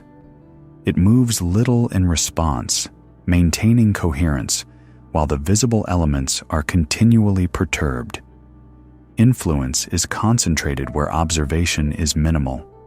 The asymmetry also appears in the cosmic web. Filaments, nodes, and voids form the scaffolding of large-scale structure. Galaxies and clusters trace these patterns, yet the underlying dark matter dominates the gravitational landscape. Filaments pull material along their axes, voids expand due to the relative absence of mass. The luminous matter highlights the contours, but the shape of the web is imposed by the invisible. The majority sets the rules, and the minority follows. This dynamic reshapes assumptions about causality and hierarchy. You expect agents to be visible, but in the cosmos, the primary drivers are hidden. Stars and galaxies are like leaves blown by wind. Their trajectories reveal the unseen force but do not influence it significantly. Mass and interaction are decoupled from appearance. The most consequential players leave almost no signature in light, emission lines, or radiation. They operate through their presence alone, unmediated by visibility. Even in collisions, the effect is consistent. When galaxies merge, stars and gas respond violently, forming tidal streams, bursts of radiation, and complex substructures. Dark matter halos pass through one another largely unaffected. The motion of luminous matter reflects the gravitational contours imposed by halos, yet the halos themselves retain their original shapes and distributions.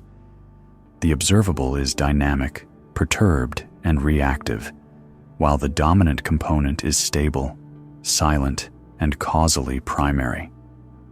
The asymmetry underscores the selective nature of perception.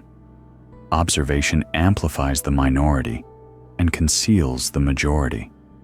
You interpret events and interactions based on what is visible, yet the majority of influence flows from the unseen.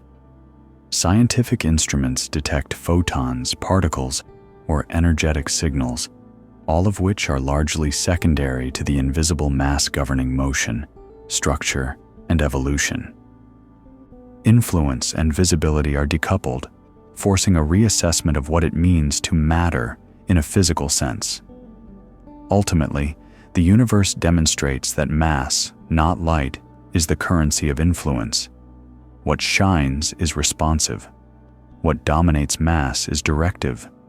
Galaxies orbit, clusters cohere, and filaments form according to structures you cannot see. The asymmetry is profound. The cosmos is shaped primarily by the unseen, leaving the visible minority to reflect, respond, and trace the contours of influence. In this sense, the universe operates according to a logic in which significance is defined by weight rather than appearance, and the brightest or most luminous features are rarely the most consequential.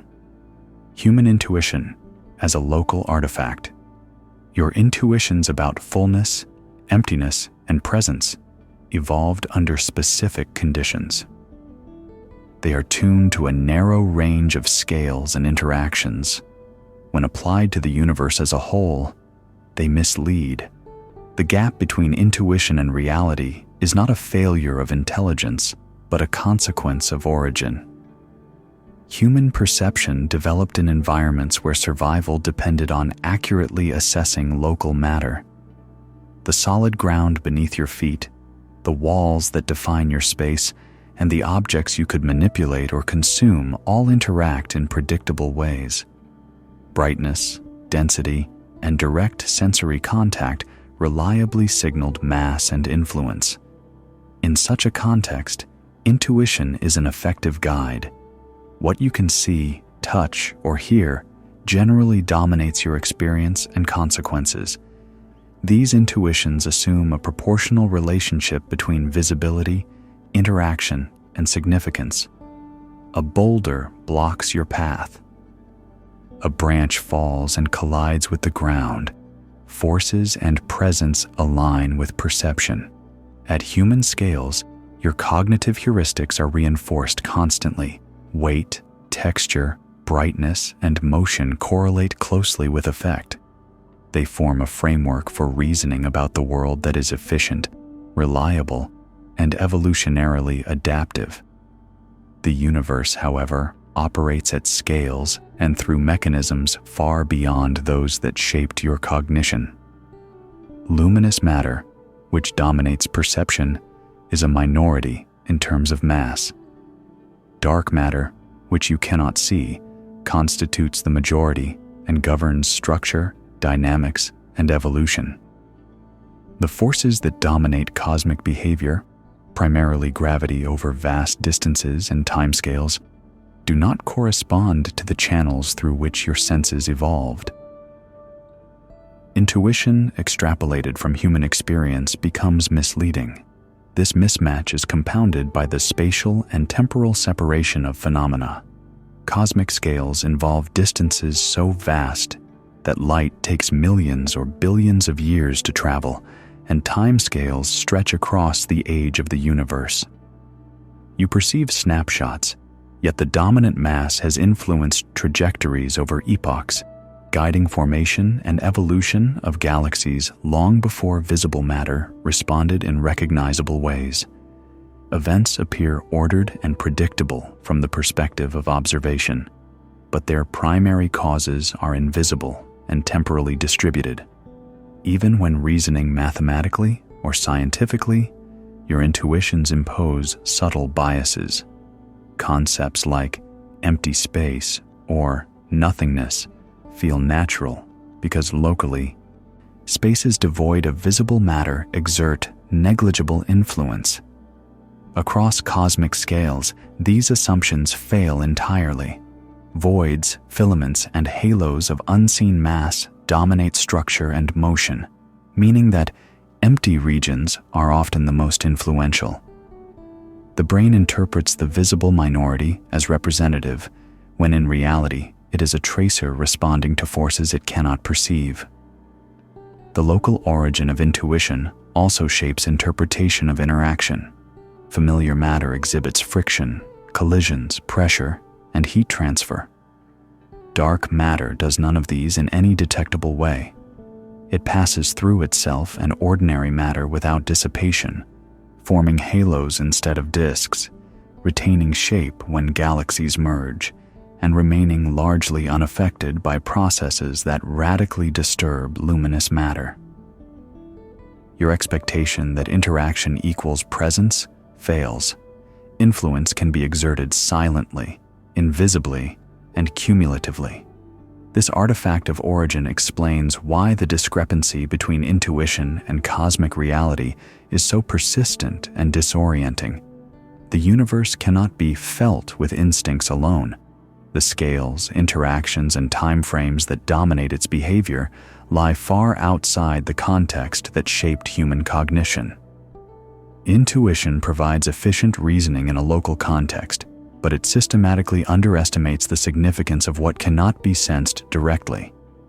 Recognizing intuition as a local artifact is essential for understanding cosmology. It reframes the challenge. The cosmos is not paradoxical because it violates reason, but because reason was tuned to a scale and interaction set vastly smaller than the majority of cosmic influence. Your cognition misleads not out of error, but because evolution optimized it for survival, not for comprehending an invisible majority that governs the largest structures in the universe.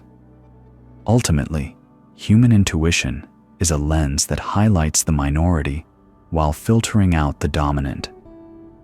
The universe is intelligible, but only when perception is supplemented by measurement, inference, and models that extend beyond the limits of local, evolution-shaped heuristics.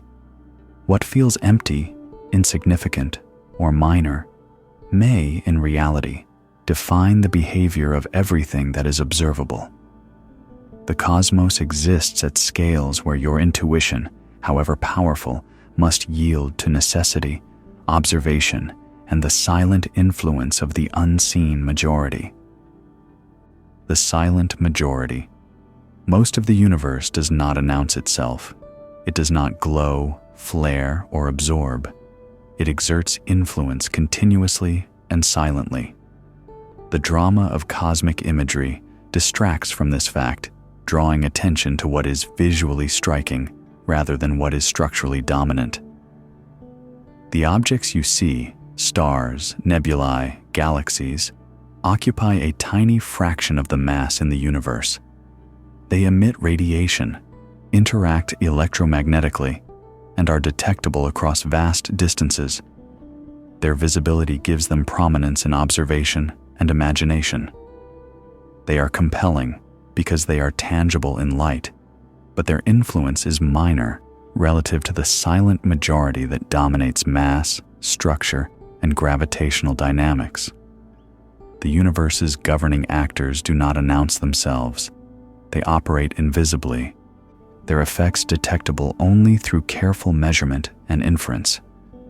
Gravitational influence is the medium of this silent majority. Galaxy rotation curves, cluster dynamics, and lensing phenomena all point to mass that cannot be seen. Stars orbit faster than luminous matter alone can account for. Clusters remain bound despite insufficient visible mass, and light from distant objects bends in ways that reveal concentrations of unseen matter. These signals are indirect, subtle, and cumulative. The majority of the cosmos exerts its force without ever producing a visual signature. You observe the consequences, but the causal agents themselves remain hidden. The discrepancy between appearance and substance is amplified across scale. Locally, luminous objects dominate perception: the sun, the planets, nearby stars, and the Milky Way appear to constitute the universe. At galactic and cosmological scales, this intuition collapses. Dark matter halos envelop galaxies, define the paths of clusters, and sculpt the cosmic web. Filaments and voids form according to the gravitational contours of material that emits no detectable radiation. The structures that are visible are embedded within an invisible framework that dictates their behavior. The silent majority is architect and enforcer, while luminous matter is tracer and respondent. This dominance of invisibility challenges assumptions about causality and significance. You naturally assign importance to what is observed, assuming that visibility corresponds with agency. In reality, influence is concentrated in what cannot be seen. The luminous minority is a passenger, responding to forces imposed by the unseen majority. Galaxy mergers, cluster formation, and the evolution of large-scale structure are guided not by the stars and gas you observe, but by the pervasive gravitational scaffolding of unseen mass. Visibility is decor, mass is command. Time amplifies the role of the silent majority. Over billions of years, small initial differences in mass distribution grow through gravity into the large-scale structures visible today. Without the unseen mass present from the earliest epochs, these structures could not have formed in the observed time. Galaxies would not have coalesced, clusters would not have bound, and filaments would not have emerged. The majority operates on timescales and through processes that elude direct observation, yet their influence is embedded in every pattern, motion, and structure you measure. This silent governance also defines the limits of perception. Instruments, no matter how sensitive, detect only the channels in which matter interacts. Light, radio waves, energetic particles. These reveal a minority fraction.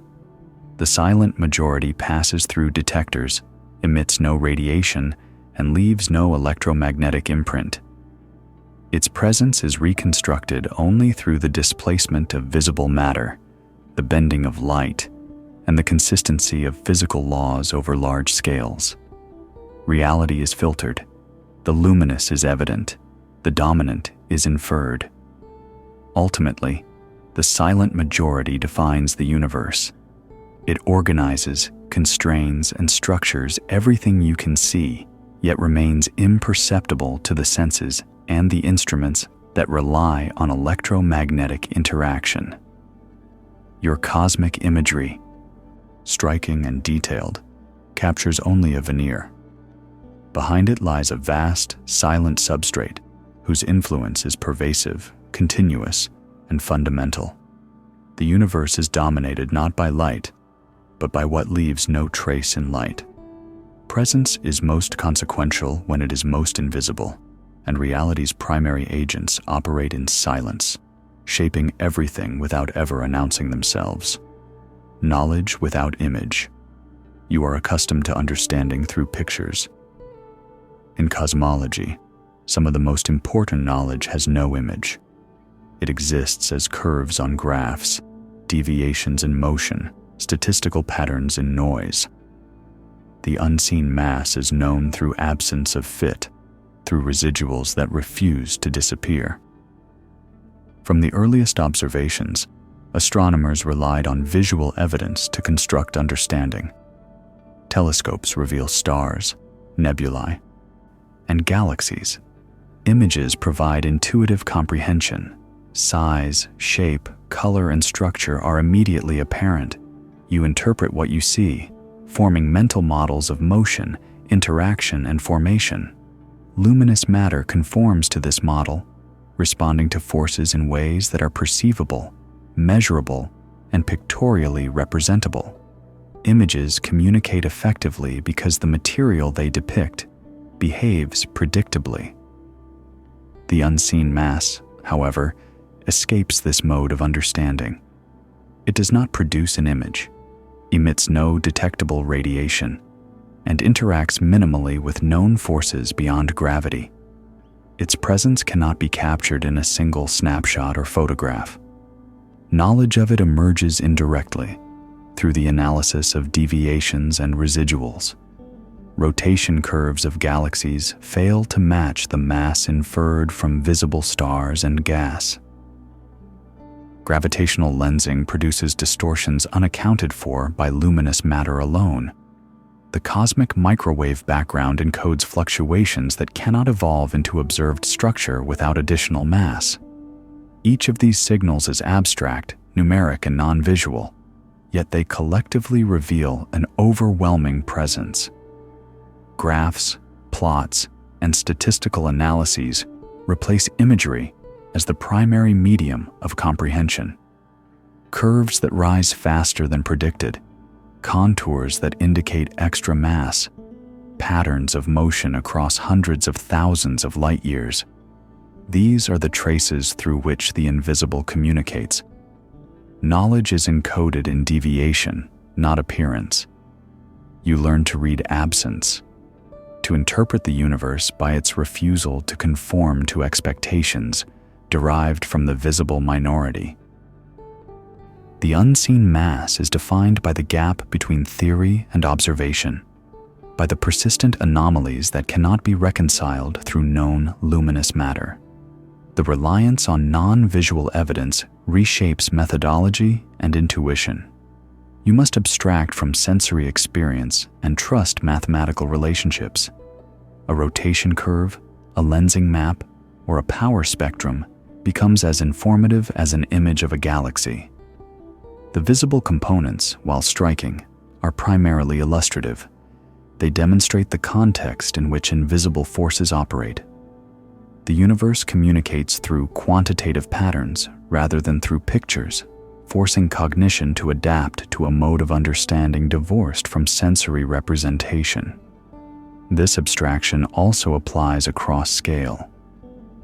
On galactic scales, residual velocities indicate mass distributions that cannot be seen. On cluster scales, lensing maps trace mass independent of light. Across cosmological distances, statistical patterns in the cosmic microwave background and large-scale structure reveal the imprint of matter that has never emitted a photon detectable by your instruments.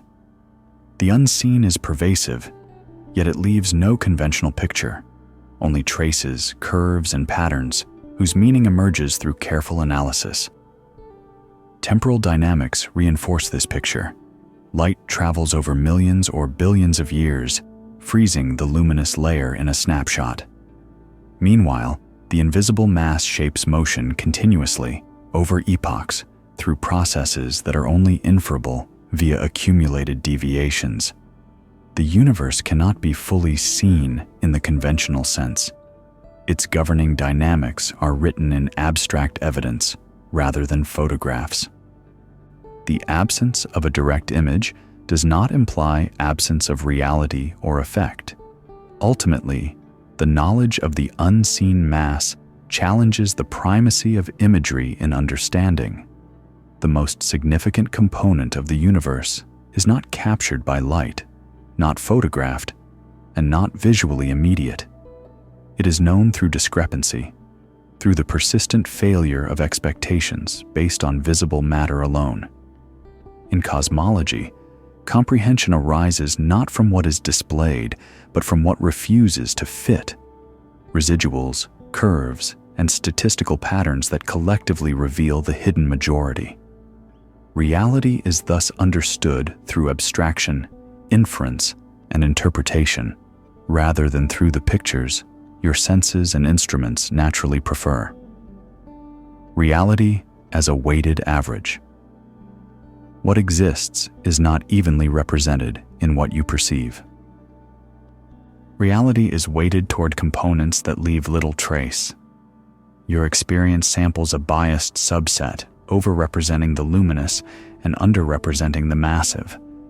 This bias is systematic, not accidental.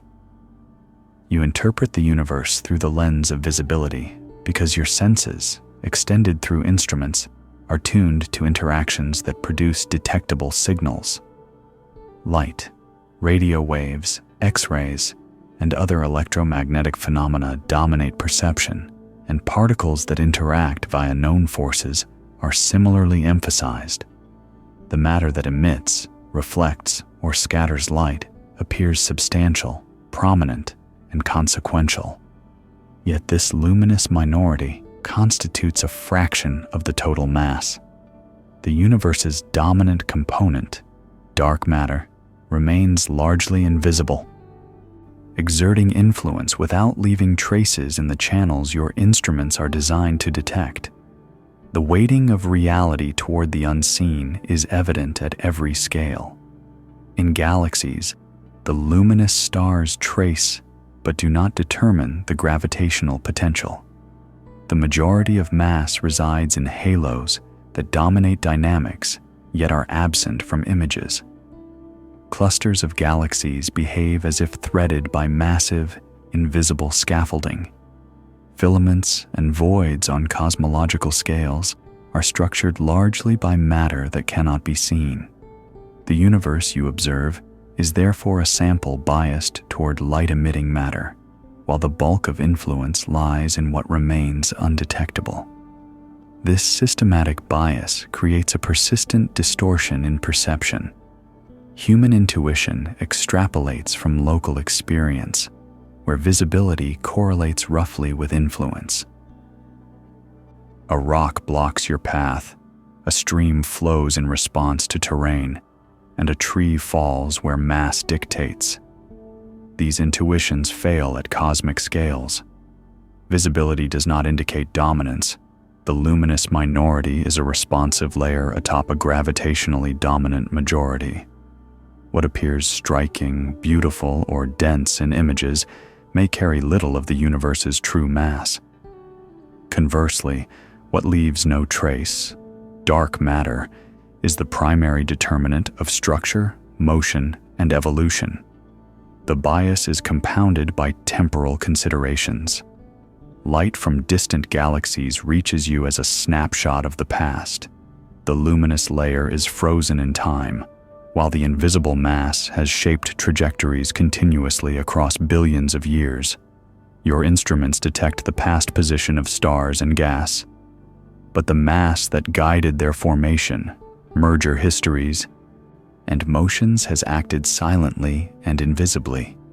Reality, therefore, is sampled unevenly, not only in composition, but also in temporal influence. The luminous minority represents what can be imaged, while the silent majority defines the evolution of everything observable. Measurement amplifies this weighting. Curves, lensing maps, statistical analyses, and simulations reveal the hidden majority indirectly. These tools invert the relationship between appearance and importance. Without visible cues, gravitational effects must be interpreted mathematically. The luminous matter provides context, but the invisible matter dictates the outcome. The bias of perception is corrected only by abstract inference, which recognizes that reality's structural weight lies where visibility is minimal. This weighted reality has epistemological implications. What you see is not a fair representation of what exists. Your knowledge of mass, dynamics, and structure must account for the discrepancy between perception and influence. Failure to correct for this bias leads to underestimation of mass, misinterpretation of motions, and incomplete understanding of cosmic evolution. The luminous minority is overrepresented in experience, while the true drivers remain hidden. Ultimately, the universe demonstrates that significance is not proportional to visibility. Images, spectra, and particle detections highlight only a thin slice of existence.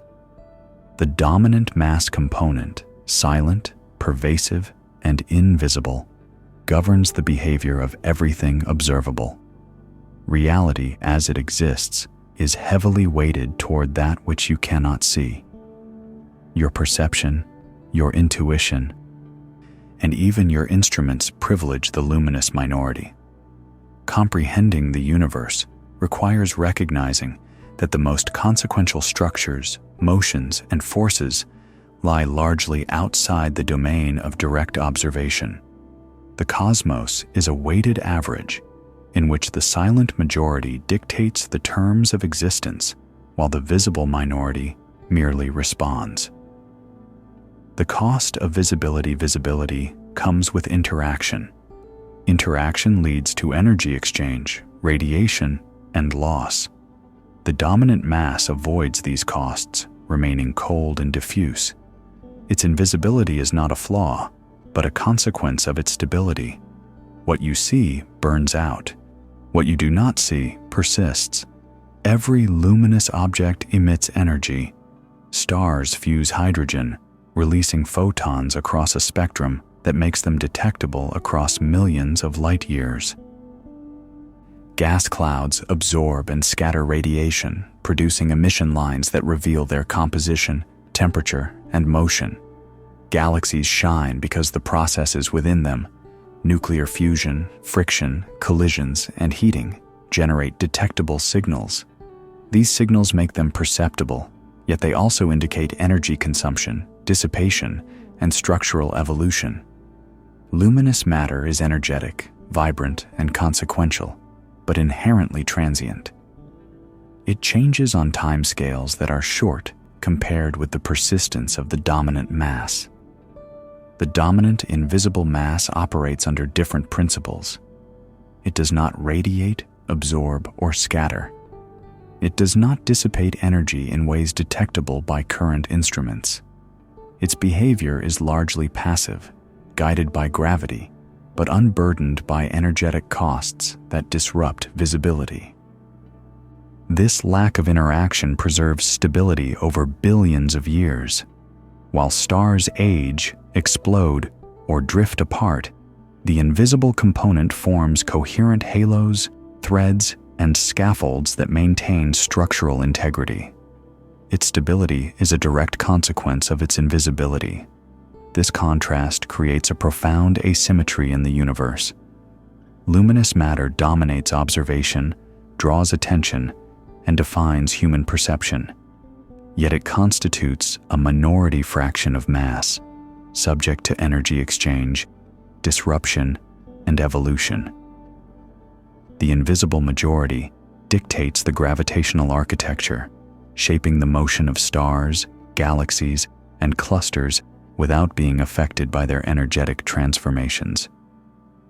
What you see is ephemeral. What you do not see is enduring. The universe's structure is maintained by that which remains invisible precisely because it avoids the energetic processes that define visibility. The cost of visibility is also temporal. Radiation, heat, and interactions continuously alter the luminous minority. Stars burn through fuel, producing winds and supernovae that redistribute matter and energy. Gas clouds collapse or disperse. Galaxies collide and reorganize under energetic processes that leave visual signatures. These processes make matter observable, but simultaneously destabilize it. In contrast, the unseen mass persists, accumulating over time, shaping structure and motion without depletion. The universe's persistent gravitational framework owes its continuity to the absence of these costs. This relationship explains why perception is deceptive. Bright, energetic matter is compelling precisely because it is ephemeral. Photons carry information over cosmic distances, producing images that are striking but temporary. Meanwhile, the invisible majority operates silently and steadily. Your attention gravitates to what glows, flares, or emits signals, yet these features occupy a minority of the mass budget. The universe is structured less by the visually striking than by the persistent, silent scaffolding of unseen matter. Energy exchange also imposes spatial limitations. Visible structures are concentrated, forming stars, galaxies, and clusters where interactions have accumulated. In contrast, invisible matter spreads diffusely, forming halos and filaments that extend far beyond luminous boundaries. Its influence pervades space, yet its presence is subtle and undetectable except through gravitational effects.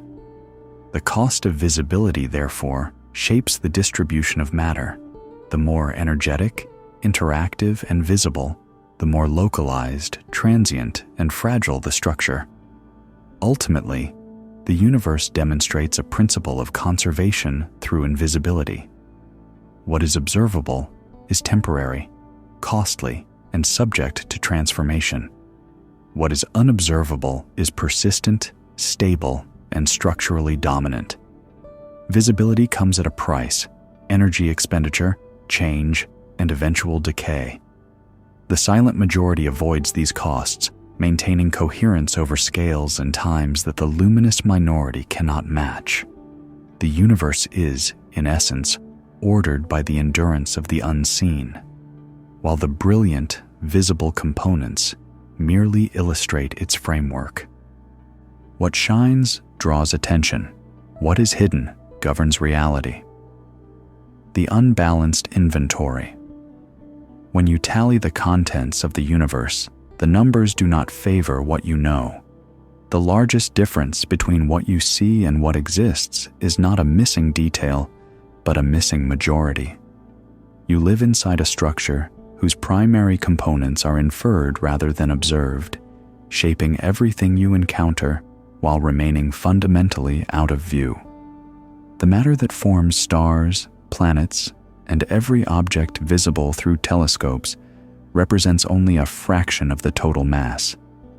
Observational surveys, gravitational lensing studies, rotation curves, and measurements of the cosmic microwave background all point to the same conclusion. The universe is dominated by a substance that leaves no detectable trace in electromagnetic radiation. This majority component outweighs visible matter by a factor of 5 or more, silently dictating the behavior of the luminous minority while remaining invisible to direct detection. The disparity between perception and reality is more than numerical. It is structural. Galaxies orbit within dark matter halos that dominate gravitational potential. Clusters of galaxies are bound by invisible mass whose distribution defines motions and interactions. Filaments and voids of the cosmic web are shaped predominantly by material that does not emit, absorb, or scatter light. The visible universe is merely a tracer of this deeper framework, highlighting areas where mass density has influenced luminous matter while leaving the scaffold itself unilluminated. This unbalanced inventory has profound implications for interpretation. Human intuition assumes that what is visible is what is significant. On everyday scales, this assumption is reliable. Visible objects generally dominate causal interactions. In the cosmos, the opposite is true. The luminous minority is spectacular, drawing attention with radiation and structure, but it is subordinate. Its movements, distributions, and interactions are largely responses to the unseen majority. The hierarchy of influence is inverted relative to perception. What dominates mass governs, while what dominates visibility follows. The discrepancy is cumulative and scale-dependent.